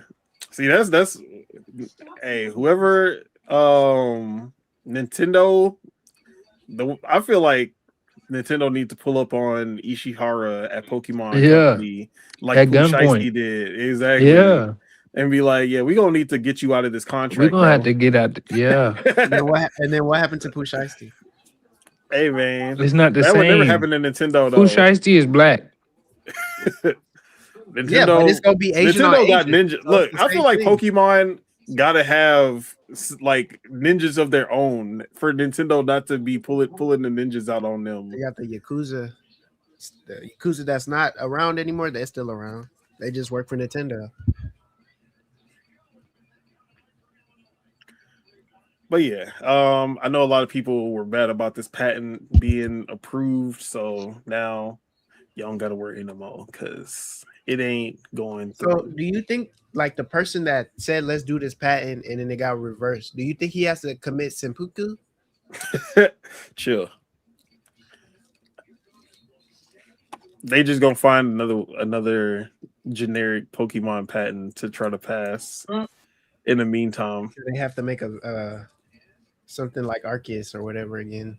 Bro, That's all they're trying to do. Bro, that does not create innovation. Like, bro, if you see another game that's trying to be like you, and then let them so they can inspire something. You to do exactly. Better. You might get something out of it. Like, oh dang, that's cool. Maybe we can implement. But nah, motherfuckers just be like, man, we gonna drop the same game.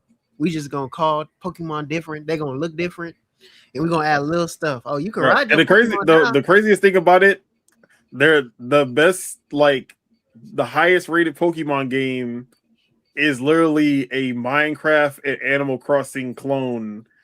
A Dragon Quest Builders clone is literally just a clone of all these other games with a Pokemon skin on it. Bro, and just imagine Pokemon Pokopia. Just imagine if somebody patented all that shit and hit them with a patent, bro. I've seen people play Pokemon Pokopia. I didn't know. I wasn't familiar with that game because once I seen the motherfuckers in Japan making malls, I was like, yeah. Bro, I was they like, over here. I don't even know what's going on. I seen somebody like I saw a video where they said that they made the Lumiose Tower from Pokemon X and Y, that giant ass Eiffel Tower looking thing.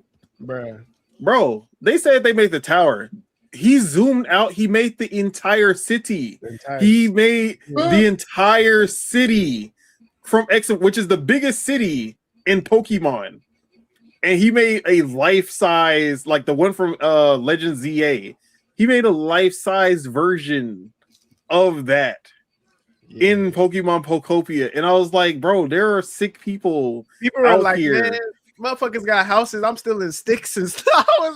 My Pokemon is still sleeping outside, and I just be looking at these videos like, bro, I'm sorry. Town. Like, I'm sorry. I can't do that. Like, I'm sorry, bro. Y'all sleeping so outside. Bad. That's great. Expert builders. Get them dudes to art. Bro, I was in them comments laughing. Those dudes have to be like architects and shit like that. Them niggas have to. It looks so good too. Like, bro, they're just Minecraft players that have transitioned, because Minecraft players have been doing this shit for so long. It just comes naturally to them. For me, my houses are like, I tried to build a house, that shit was square. It was a square, and I put half of a roof because I couldn't complete the roof because it was too much work. So that's as far as I got. I'm glad that they have like pre-built houses now, like in this game, where I can just I just have to make them constructed, and it's a pre-built house for them. I don't got to worry about actually making it myself. Because that's as far as I can. That's as far as I can go. Yeah, I ain't gonna lie. I'm not building no whole town, bro. I already spent too much time in the character creation, bro. Yeah. So someone also made the Raccoon City Police Department from Resident Evil 2, like full size, all the rooms, bro. Like there are some artistic people out there, bro. Yeah. It's always the autistic ones that be doing the crazy shit. Like it'd be a regular day for them.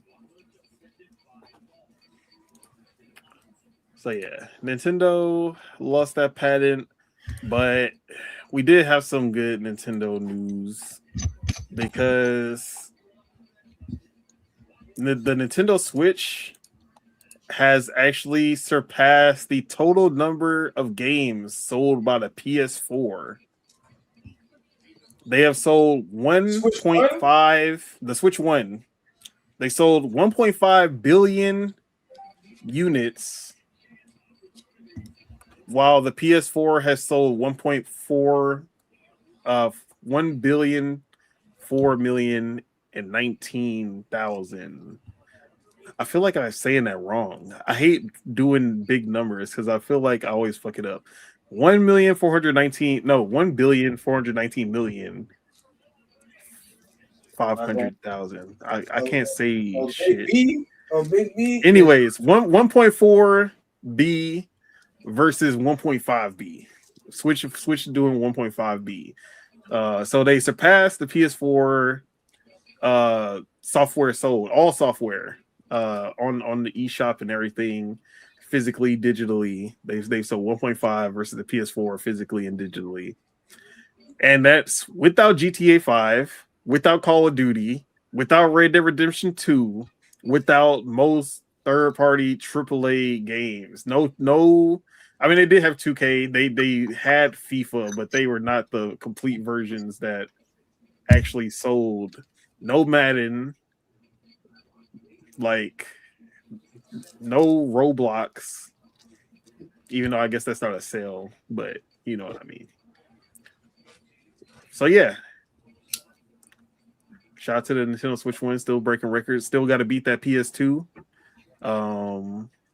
which is it's gonna come soon. It's gonna happen. Only 5 million more to go. But Crazy for you to say. I thought that was You just want crazy because you know you don't really. I mean I thought that I never thought that the Switch 1 would actually outsell in terms of like software sold, because they didn't have those big third-party games that sell like crazy on Xbox and PlayStation. But then when you think about the indies that a lot of people play on Switch compared to PlayStation and Xbox, then it does start to add up. When Nintendo's doing good, they do good and it shows. When they doing bad, that shit definitely shows. That shit definitely shows. Bro, I'll definitely say that when it comes to Nintendo, if people don't like the Nintendo, whatever Nintendo's doing, the sales will reflect that. Yeah. The Wii U, like they came right off the Wii, did excellent. Wii U, nah, we not for that shit. And it showed. No matter how good or bad PlayStation is doing, that PlayStation still gonna sell. Yeah. PS3, everybody hated PS3. Somehow that shit it's still gonna be because of what you pretty much said. Those third-party games, literally. Exactly. Oh, that's the only place I can play FIFA besides Xbox. Okay. I'm used to PlayStation. I'm just gonna get a PlayStation. Yeah, I'm just used to the PlayStation controller. Okay. All my friends are on PlayStation. Okay. Yeah. But yeah. I just thought that was a cool milestone. Shout out to the Switch. I don't know if that makes the Switch 1 the best selling, like the most software sold for a console. Because I don't know what is above the PS4. If there was any console above the PS4. I don't think that there would be. I feel like the PS4 is like it has sold the most software before the Switch. Because when you think about like PS3, at first it didn't sell as much as the PS4 did, but also there was not a big digital store with all these cheap games like it was on the PS4. So I do feel like the PS4 was the highest when it comes to software sold.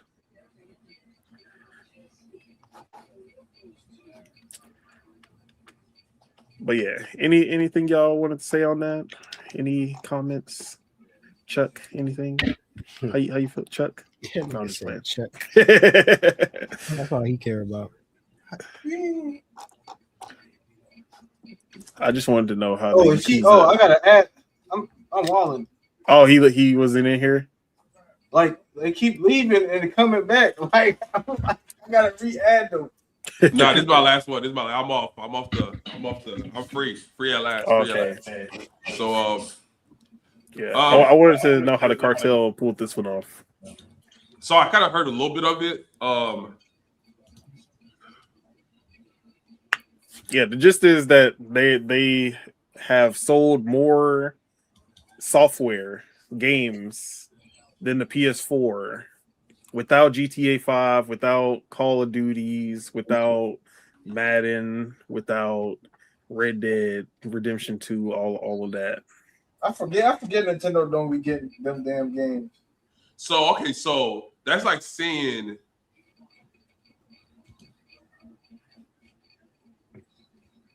McDonald's has sold more cheeseburgers than now that's the equivalency though. McDonald's has sold more cheeseburgers than because the world is so messed up right now. I can't even think of a prestigious company that actually has that sells cheeseburgers. Nah, that was You could've- cheaper. That good service. Because I'm trying to think of something that actually serves you. I was going to use Ruth's Chris we could sell use that. steaks. I would have used Ruth.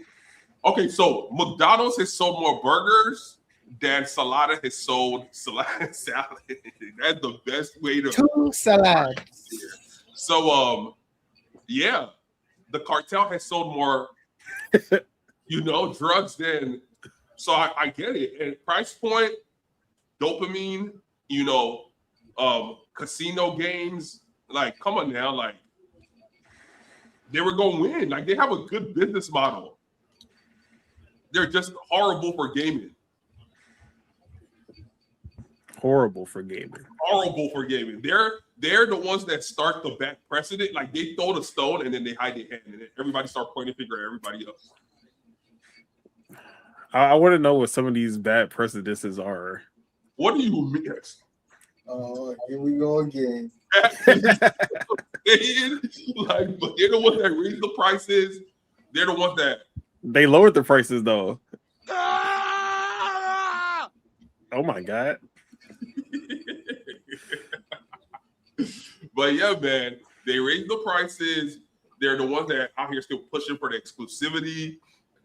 They're the ones that still out here. They raise the price of console. They raise the prices games.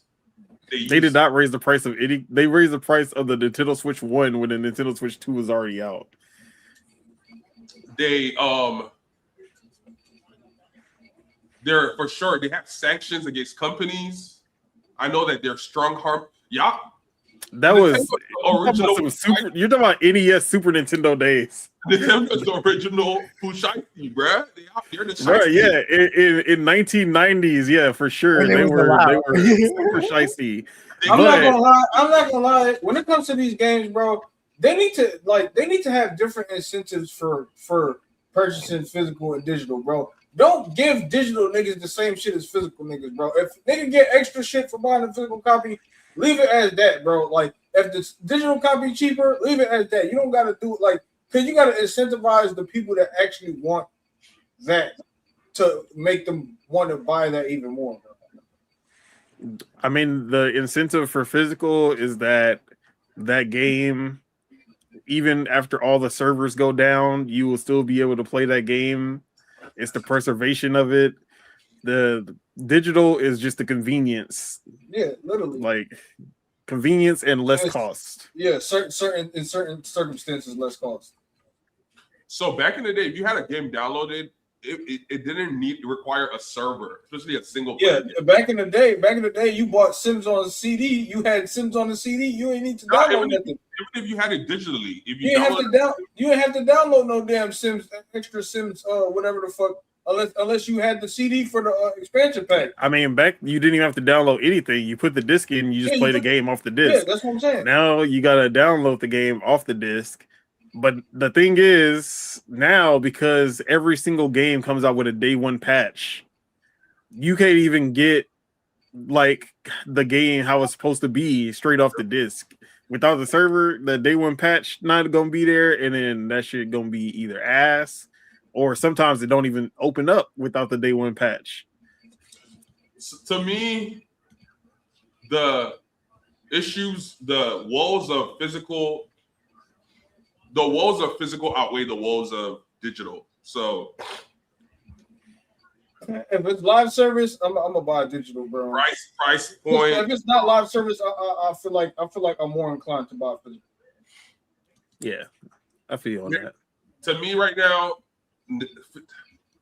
there's the woes of physical outweigh the woes of digital, because I'm like, price point. If they're dropping the price on digital, that's the win right there. If you're looking out for the planet, you don't have a bunch of waste material. And that's the two major ones right there: price, and you don't have clutter. What else? Do you need? Also, I've been looking for my Xenoblade Chronicles 2 for 7 years. I can't lose a digital game. If I would have bought it digitally, I would have Xenoblade Chronicles 2 to this day. That is a good point right there. That is a good point right there. So also you can transfer it from one device to another device. If you have a game digitally, all you have to do is download it. Yeah, but also physical, you can trade it for extra money if you're not playing it no more. You can let people borrow it. Although Nintendo did have they made the lending system now, so you can lend games to your friends. So they do at least have that digital games. Exactly. As digital becomes the way, it's gonna be more working like that. Xbox, bro. Can you share games on Xbox or Sony? I always have to bring this up because the Xbox One's original vision was perfect. I don't care what nobody besides the whole Connect always on thing. Always online shit. The always on, but like the fact that you could buy a game and then you could make a family with 10 people. That was the original. It was 8 or 10 people. I can't remember. That was the original vision. You buy a game, no matter if it's physical, you install the game, and then you never have to put that disc in again. After you install it, it's a digital game on your Xbox. You can't trade that disc in anymore. You can't trade it. You can't let people borrow it. But you could let up to 8 or 10 people. I can't remember. We could all play that game in the family group. I ain't gonna lie. They probably would have lost money doing that shit too. Bro, they would have lost a lot of money doing that shit. I don't care about that part, but that's something I've been dreaming about. And they have these family plans and all this bullshit, but none of it even comes close to that. Like Steam sharing is like, only one person can play it at a time. Yeah. And then like the regular game share that you can do on Xbox and PlayStation it's only 2 people. Like it can only work with 2 people. You can't have more than that. So, and they have to have your account on their Xbox. Like the other person has to have your account on their Xbox. So nothing has come close to what they were promising us on the Xbox One. But people saw all the other 2 negative things, which was that it was always on, and that it was the Kinect had to be plugged in and it had to always be on. Like it was always watching, it was always listening. And people were like, you gonna have a spy camera from Microsoft in your house, and now everybody got Google Play and Alexa, Google Homes and Alexa and everything else in their home. All the class action lawsuits going on with them shits? Like, bro. So yeah. Xbox, as usual, ahead of the curve, just too ahead of the curve. They were so ahead of the curve. They got the public flogging, and then it wasn't just that. It needed to be tweaked, or like they could have announced it differently. They could have. Yeah, I mean that's the thing. Xbox don't know how to announce things properly or market things properly. They always say everything wrong. They emphasize things that don't need to be emphasized, like the TV. You had a games conference talking about they spent like 30 minutes of the conference talking about how you can watch TV on the Xbox. Who watches TV? Bro, you can hook up your cable box to the Xbox and just do it that, bro. Like, why would you emphasize that so much? I was doing that. That was a cool ass feature. I don't care what nobody say. That shit was so live. I did that shit on my Xbox, bro. That shit was live. Like, and then you could have the whole guide and everything, and like, okay, you could have, and then they had at the beginning they had the picture in picture where you could have the TV. You could be watching the game in the corner. Yeah, they were ahead back then, but now, bro, like the internet fucked everything over, bro. Like, yeah. And imagine if that shit extended to Netflix, if people didn't complain about it, and you could have Netflix on in the corner or Hulu or anything else in the corner. But nah. Xbox Snap, yes, New Jersey. And now they got enough CPU that they could have brought Xbox Snap back. That Xbox Snap was taking up a lot of the CPU, so they got rid of it. But they could have brought that shit back. But man,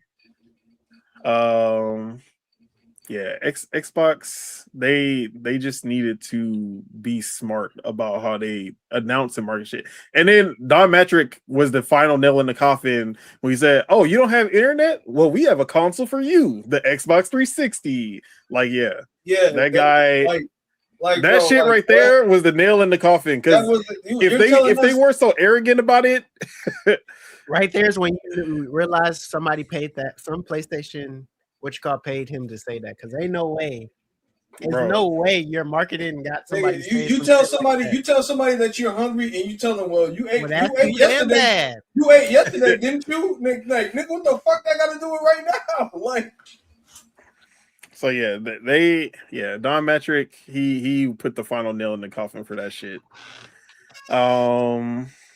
Not to mention that the Xbox One was $100 more than the PS4 and less powerful, which is a nasty combo. So yeah, but bro, they had a vision, and that shit was, I don't care what nobody say, that vision, the original vision, was cool as fuck. Bro, the best part of the Connect was when you were playing games with other people, you made them turn off their Xbox. Xbox off. Wait.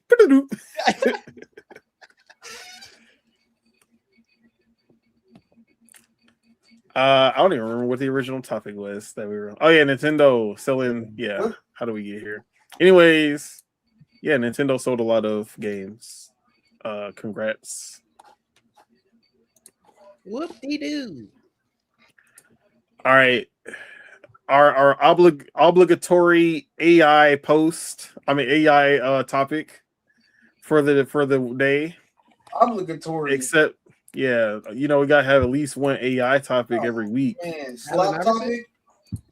The slop topic. Oh man. But this is an anti-AI topic, because Take-Two did the opposite of what everybody else is doing, and they laid off their entire AI team. And it started with the head of their AI division leaving unexpectedly. Like, oh shit, the head, like, are they getting a new head of AI? Nope. The whole team has been laid off. This is the only layoffs that people were actually happy about in Twitter. That people were actually happy about for once. So people are divested from AI right now. That's why. Yeah. So Eurogamer had the scoop, and this is coming from Vicky Blake. And it says Take-Two Interactive, the parent company of GTA developer Rockstar Games, has reportedly laid off its AI team, including its head of AI. Take-Two boss Strauss Zelnick has previously plainly stated that AI is incapable of creativity of its own, but this is his strongest message yet, that Take-Two's approach to AI bucks an industry trend that has seen more and more studios pivot to AI tools, including what's their name? Warhorse Studios, who make KCD, Kingdom Come Deliverance 2. They've been heavy talking about like how AI is helping them now. Most recently, at the cost of human translators and human in-game artwork. Yeah. So KCD, Warhorse Studios, they actually fired all their translators because they're just going to have AI translate the games to other languages. Sheesh, that's tough. That low key sucks. I can kind of understand it, but it's like, damn. Yeah. How often do people need translators, bro? Bro, if you want your games in any other country outside of, I'm talking about like sit like where else are they gonna get? Oh yeah, to find another job. Yeah. Okay, so here's my thing, right? Do we feel the same way in 2026 about the horse shit scoopers from back in the day when we were eating? I've literally brought that up. Dude, like, it's the price of progress. I've said that before. We're like, hey, horses used to be like people who had the coaches where they would drive you around in the horse. That used to be the main form, and then cars came along. They out of a job. Like, and that's thousands of people out of a job, but and then the thing is, people talk about the people. No one ever talk about the horses. The operators for the telegram lines and shit. Nobody. No, like who used the operator? Who used the operator after phone books and all types of other shit came? Like, yeah, out of jobs, thousands. It happens But when there's you know what? a technological It's advance. It's self-service. You feel me? Like the service is no longer needed because now there's a self-service. You feel me? Like you don't need a stage. You don't need a Old stage. people don't like that. You don't need a stage. that. You don't need a stagecoach. You could drive a car or ride a bike. Old people still paying their bills by mail. Them motherfuckers don't give a fuck about that shit. Now AI, unless AI is doing a better job, which we've seen time and time again, AI usually is not the best job.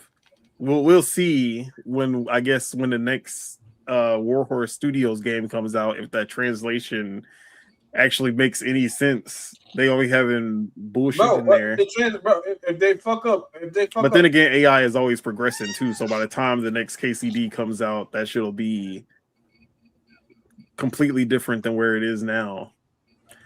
But yeah, like I've always been 50-50 when it comes to AI, but for me, most of the time, it is what it is. There are some times where I don't think it belongs, especially when it comes to like art. AI? You know why I see AI translation for my Japanese sub? That's why I want to see AI translation. Give me them subtitles. So you don't gotta wait as long for anime. Exactly. You don't gotta wait as long for the sub version. Get it out instantly with AI. Wait, so where do y'all watch anime now? Since high anime is out. Hey, we're not gonna talk about that right now. We're not gonna talk about that right now. We can do that after the pod. So yeah, so this was coming from the head of AI, where he says, "Truly disappointed that I have to share with you that my time with Take-Two and that of my team has come to an end. I will take the time in a week or so to make a more reflective post on my time with Zynga and Take-Two. But for right now, I would appreciate your help in finding these awesome, talented folks new positions." Before sharing some of the skills of his team, we've been developing cutting-edge technology to support game development now for 7 years. These folks know how to match innovation and novel problem-solving approaches with strong product design chops to create systems that empower people throughout the development workflow. I mean, if they did, they would still be there, but okay. Before leading Take-Two's AI efforts, Dickin ended his decade-long tenure at Zynga as Senior Director of Applied AI. He has now established Ludic AI. Ludic AI. Are you gonna put a pause on that? Say it twice. Ludic AI. You gotta put a pause on that. A consulting service around the best practice use of AI technologies for games adjacent verticals. As for Zelnick, every entertainment business that was supposed to be destroyed by new technology hasn't been, he said recently. When I was a little kid, calculators came along and parents were all up in arms that now schools would not teach kids math because they had access to calculators. Well, people are learning math today, even though there are calculators. I like that quote. Stu Jersey said, LMAO, rip high anime. Yeah, I guess I can't talk about what I use, but I also have my news source. And it's not Crunchyroll. If you want a new source, hit up the Discord. We'll get you right. Yeah, join the Discord. We gonna show y'all how to get anime that isn't Crunchyroll. We're gonna show you how to surf the web. Surfboard. All right, so Take-Two is I don't done with AI. Messaging. Shout out to Crunchyroll. You know what? Exactly. See, I'm gonna let you slide. I'm just gonna let you kind of make you snitch. So yeah, I I don't know how I feel about this one. I really don't care about this. Like, if Take-Two felt like they weren't like because this is 7 years later, they've already applied AI to the workflow and everything, and they felt like it was not enhancing the workflow at all. It didn't improve anything. It was like they were better off without it. Cool. Now I know people are trying to use this as a way to be like, oh, this should prove that all these companies adding AI to everything is not helping them. Like, no, I feel like there are definitely companies who have implemented AI and they actually appreciate the AI implementations to their workflow and how that improves their workflow. It's just not every team is going to feel the same way. And like some are happy with the way things already were. And then some people are happy with, like, some teams, it just works better for them with the AI implementation. So, you know, every team is different. It really depends on how you're implementing AI. Like we always say, like if you're focusing on if you're focusing on using AI to like replace other tools, like you have 5 different tools that you were using, but now you use AI, so it takes shorter time. Cool. You feel me? You're taking their jobs away with AI. I can't really condone that. Did you exhaust all your other options before just getting rid of these people's jobs? Like, you feel me? He took her job. So yeah, for me, it was a big topic. A lot of people were cheering, and I mean, like, layoffs suck regardless of who's getting layoff, whether you liked what they were doing or not. Like, it's a mass layoff. I like how everyone's a developers first. We gotta protect the developers, support the developers. But then when the developers are AI developers, that's when they like, yeah, fuck them. They deserve to get fired. Get them out of here. Yeah, completely different tune all of a sudden. It's crazy. It's crazy. Support the developers though. It shows that most people don't care about layoffs unless they actually care about the company that's laying off or the studio that's laying off. Because I'm pretty sure when they hear, oh, McDonald's laid off 5,000 people, nobody bets. They'll go on Twitter, be like, man, I can't believe they fired 5,000 people at McDonald's. Bro, none of that shit is happening. But it is what it is. People can have whatever reaction they want, you know. We all human. Not everybody's perfect. Not everybody's consistent. It just be like that sometimes.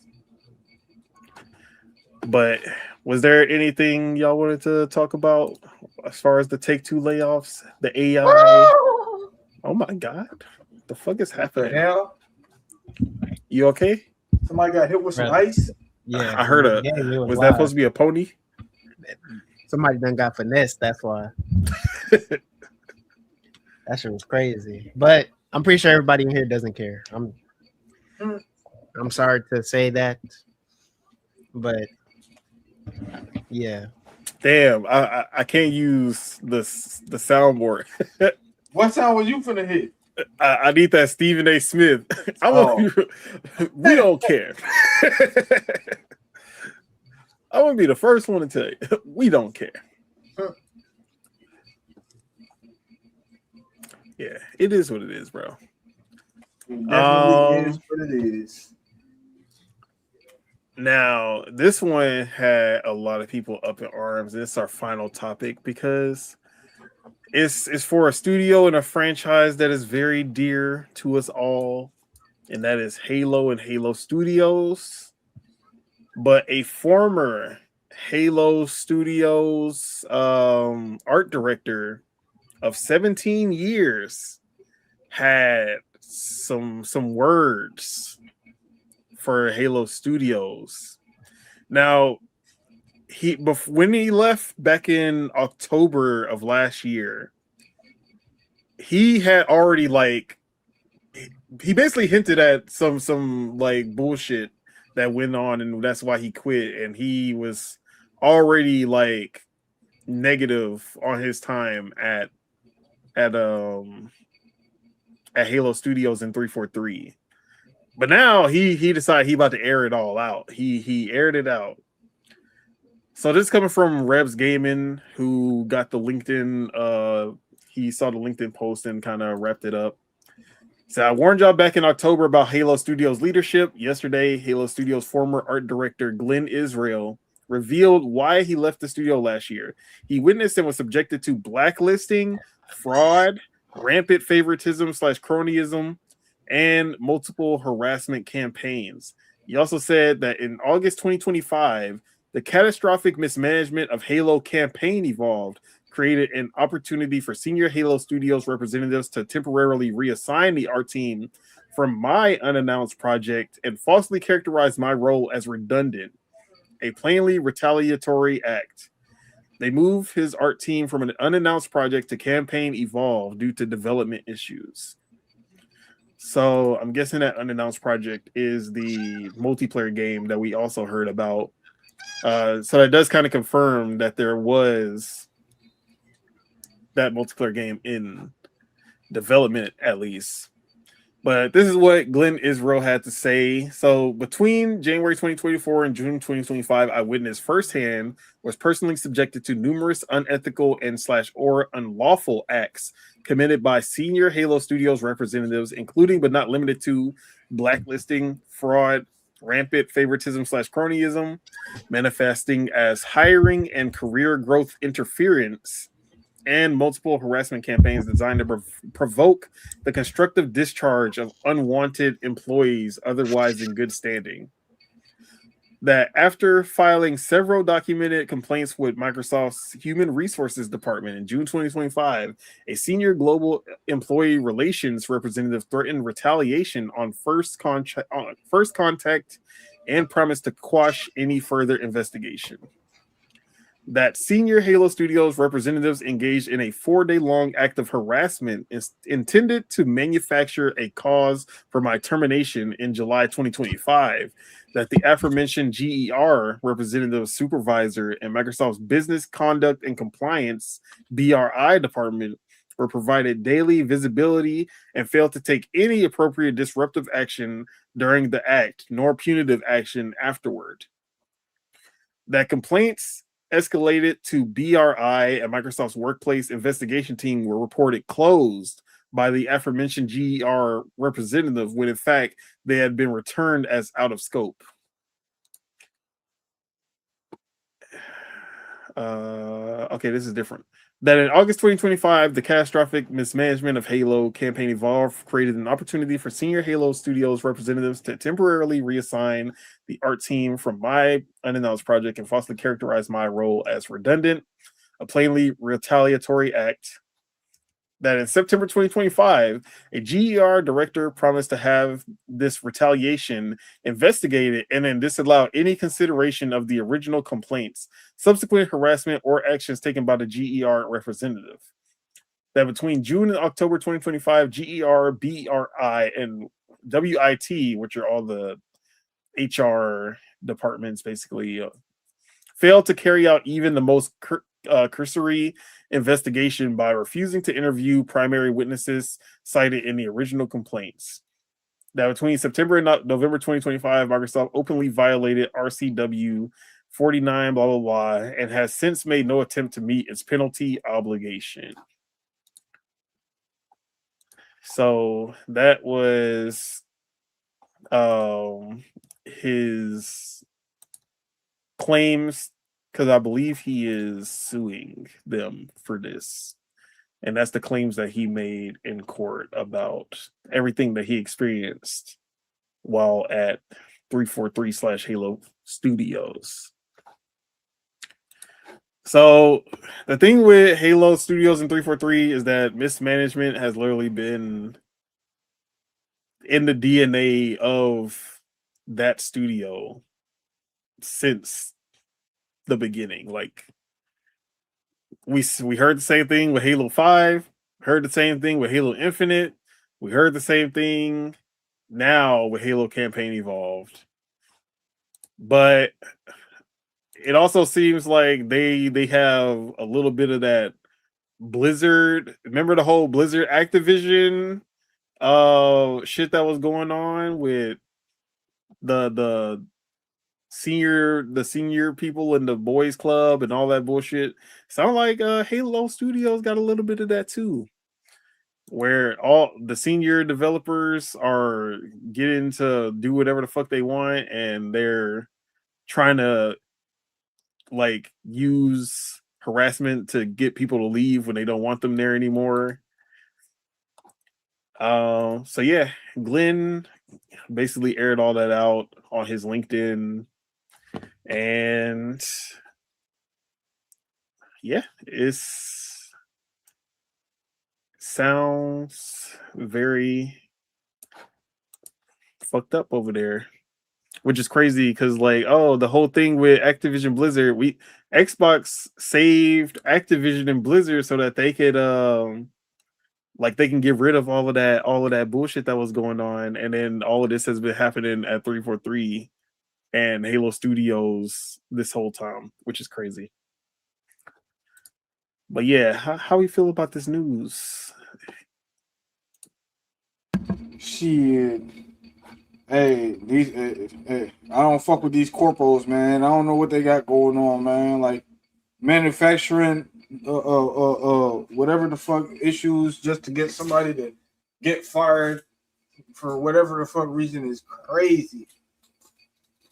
Well, they don't want them to fight. Like they don't want them to get the severance package and everything. Oh, so they harass them. It's always that. They harass them until they leave willingly. That's what they do. What's up with people not wanting to pay niggas, bro? Like what's up? So like if you fire them, if you lay them off, it's like, oh, now you gotta pay them and all this bullshit. Like, well, what if we just keep harassing them until they leave? And the thing is that's a Japanese tactic. That's a Japanese company tactic. So they using that over here now. Because you see that a lot with these big Japanese companies when they want to get somebody to leave without paying the severance. No, not Nintendo. Yes. They don't do that over there. But that's definitely a Sony. That's definitely a Toshiba and all them. And I don't see too many motherfuckers leaving Nintendo. Exactly. Because they leaving a body bag. I ain't never seen anybody walk out of Nintendo. You just see body bags coming out the back. Just taking out the trash. But yeah. It's crazy that what these game developers be getting away with when nobody out, because like bro, like a motherfucker when only one person out them. Don't you have to earn? Crazy. Don't you have to earn that shit? Like a severance package. Don't you have to earn that shit? So if you earned it, like wow, like I'm gonna put, bro. That's my money, bro, and I need it now. Like you feel me, bro? You're not gonna treat me bad and make me like leave. Like, bro, what, nigga? I'm gonna make you fire me. You're not gonna make me quit. I'm gonna make you fire me and get my bread. Yeah, but then in certain contracts, if you like do something like bad enough, and is like in the contract, firing you is also going to be like, oh, you voided your severance package because you did XYZ. We felt you didn't deserve this anyway. Like they always got bullshit like that. So sometimes you can't just start acting up to get them to fire you either. Bro, corporations, they go corporate. We in America every time, Japan, bro. This ain't.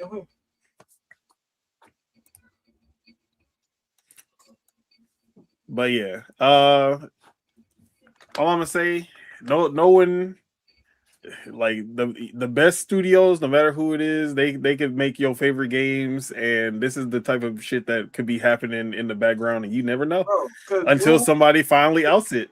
What was that? What company was trying to not pay niggas a bonus or whatever the Subnautica 2 publisher. It Crazy. was Crafton. Crazy. Insane. Nigga, pay them niggas they motherfucking bonus. You can't just fire niggas and be like, oh, like it ain't dropped yet. Like, bro, like nigga, what? Insane. But yeah, Spitta, are we boycotting the next Halo? I ain't gonna lie, it's not. Why you asking me that serious.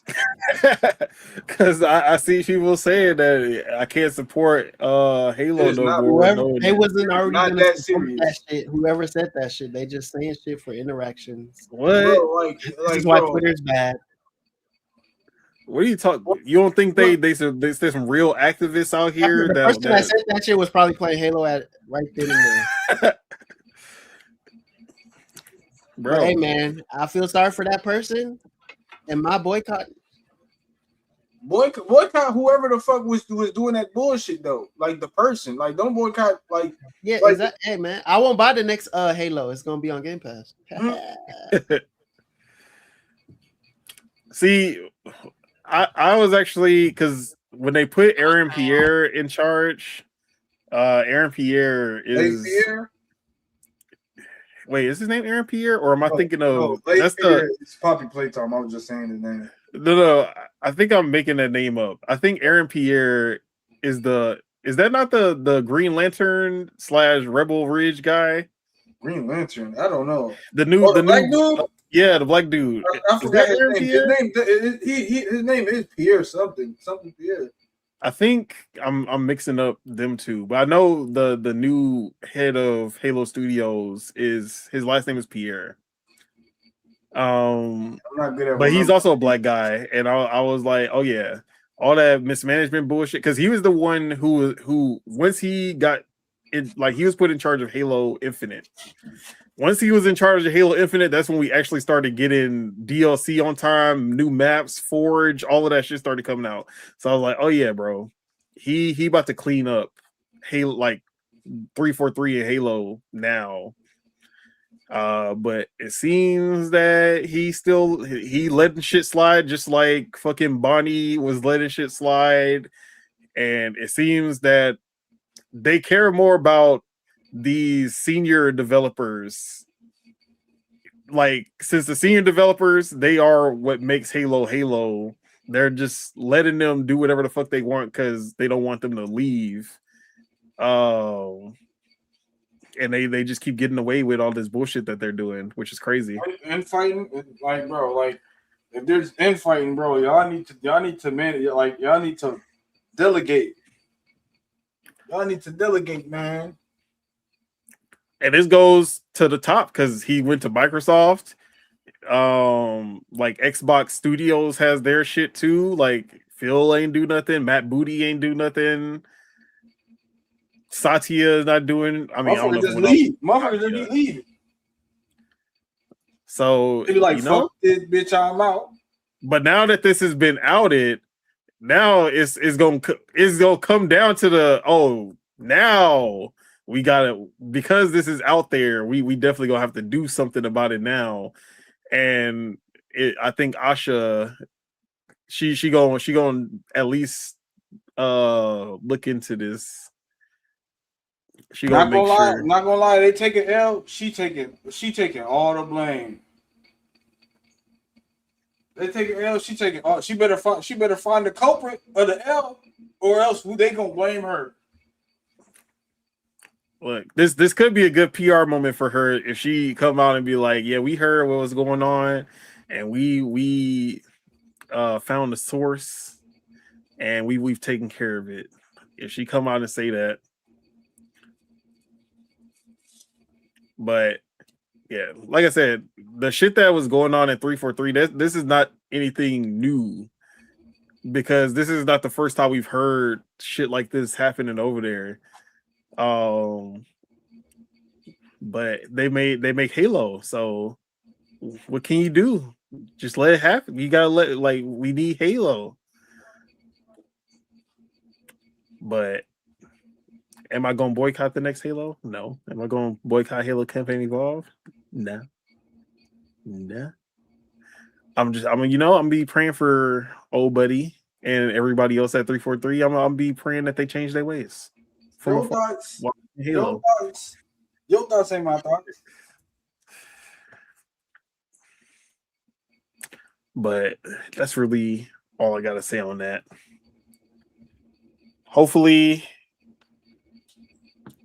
they get that shit together, and hopefully the mismanagement for Halo Campaign Evolved and the other Halo projects is cleaned up and they get shit back. I pray your hope ain't no Ray Skywalker. I hope you. I pray your hope is the ray of sunshine. But that's all I had to say on this. Anybody wanted to say anything on this Halo Studio situation before we wrap it up? Ain't got nothing else to say. All right. If there's nothing else, that is it. That is all we have for you guys today. Thank you all for tuning in, and to all the people leaving comments in the chat. We do appreciate the support. Make sure you guys hit that like because we love you guys and it helps us grow this channel. If you're not subscribed, you enjoyed the show, make sure you guys hit that subscribe button so you can stay updated for when Project Untitled goes live. And of course, join the Discord where not only do we give the best places to watch anime, we also talk about all these gaming topics and share clips and all kinds of things. So all legitimate sites, by the way, all legitimate sites. Yeah, always. And that's in the description of this video for the link. But with that, let's get out of here. Let's do some outros. Lord Mars, appreciate you for hosting and hosting the fucking stream because my shit. Using my internet. You're gonna have to call for. You're gonna have to call for $250 for the internet you did use today. Damn. $250, $2.50. Yeah, I'm a cash app. But where can we find you? You already know what it is. You can find me on Twitch at the Lord Mars with a Z, and on YouTube at Lord Mars Gaming, all one word with a Z, not a S, and especially not on my chest, my bloody chest. And I'm probably just gonna be finishing up Outer Worlds 2, and because I still haven't played Outer Worlds 2 in a while, and High on Life 2. I'm still beating that because I took some time off to, you feel me, get that Resident Evil out of my system. You feel me? So yeah. All right.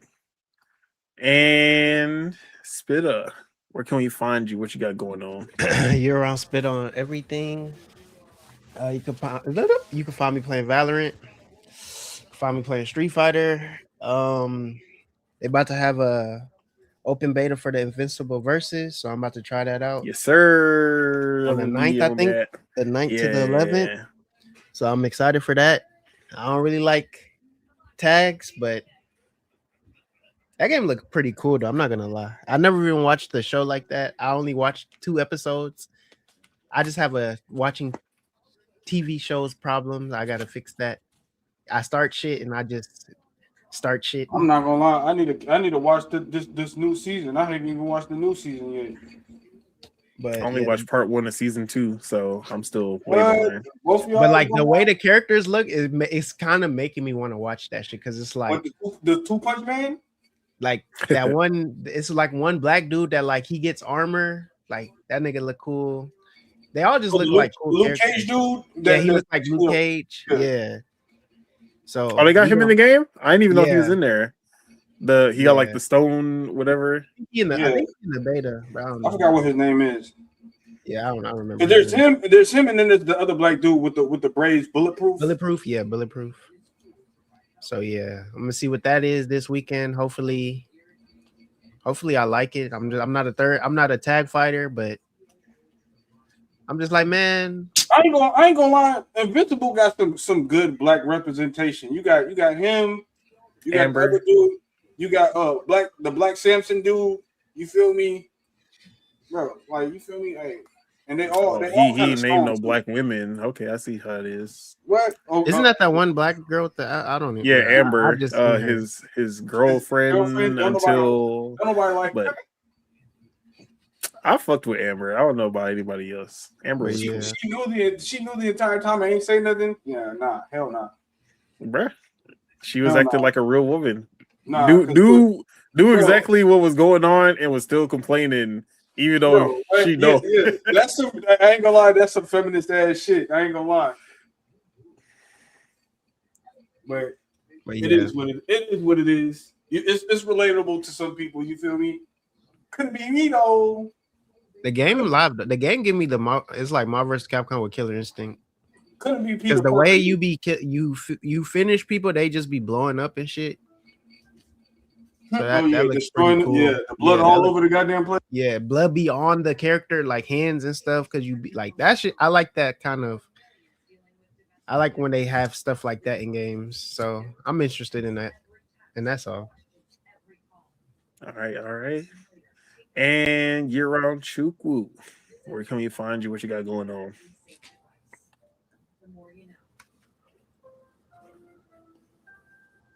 Yes, sir. You can find me on the You can find me in the Discord. Find me on the podcast every Saturday. You can find me. I was going to say something, but it was going to be in honor of Tej.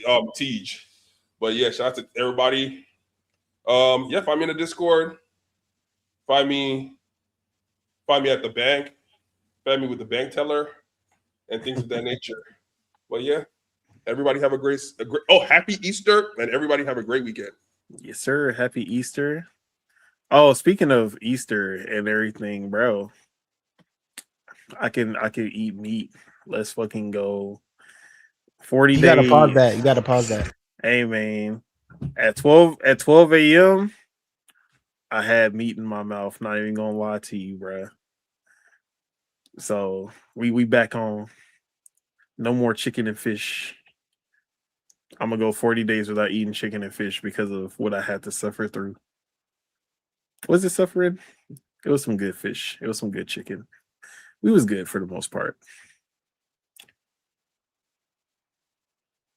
But with that, Caso, if you still with us, where can we find you? What you got going on?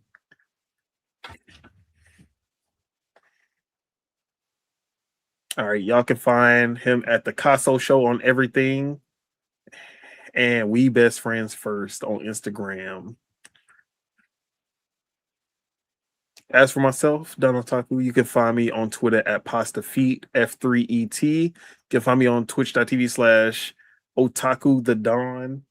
And of course, you can find me right here on YouTube, where not only are we doing Project Untitled Gaming Podcast every Saturday live, Dual Wheel Gaming Podcast with the homie Subagels on Thursdays.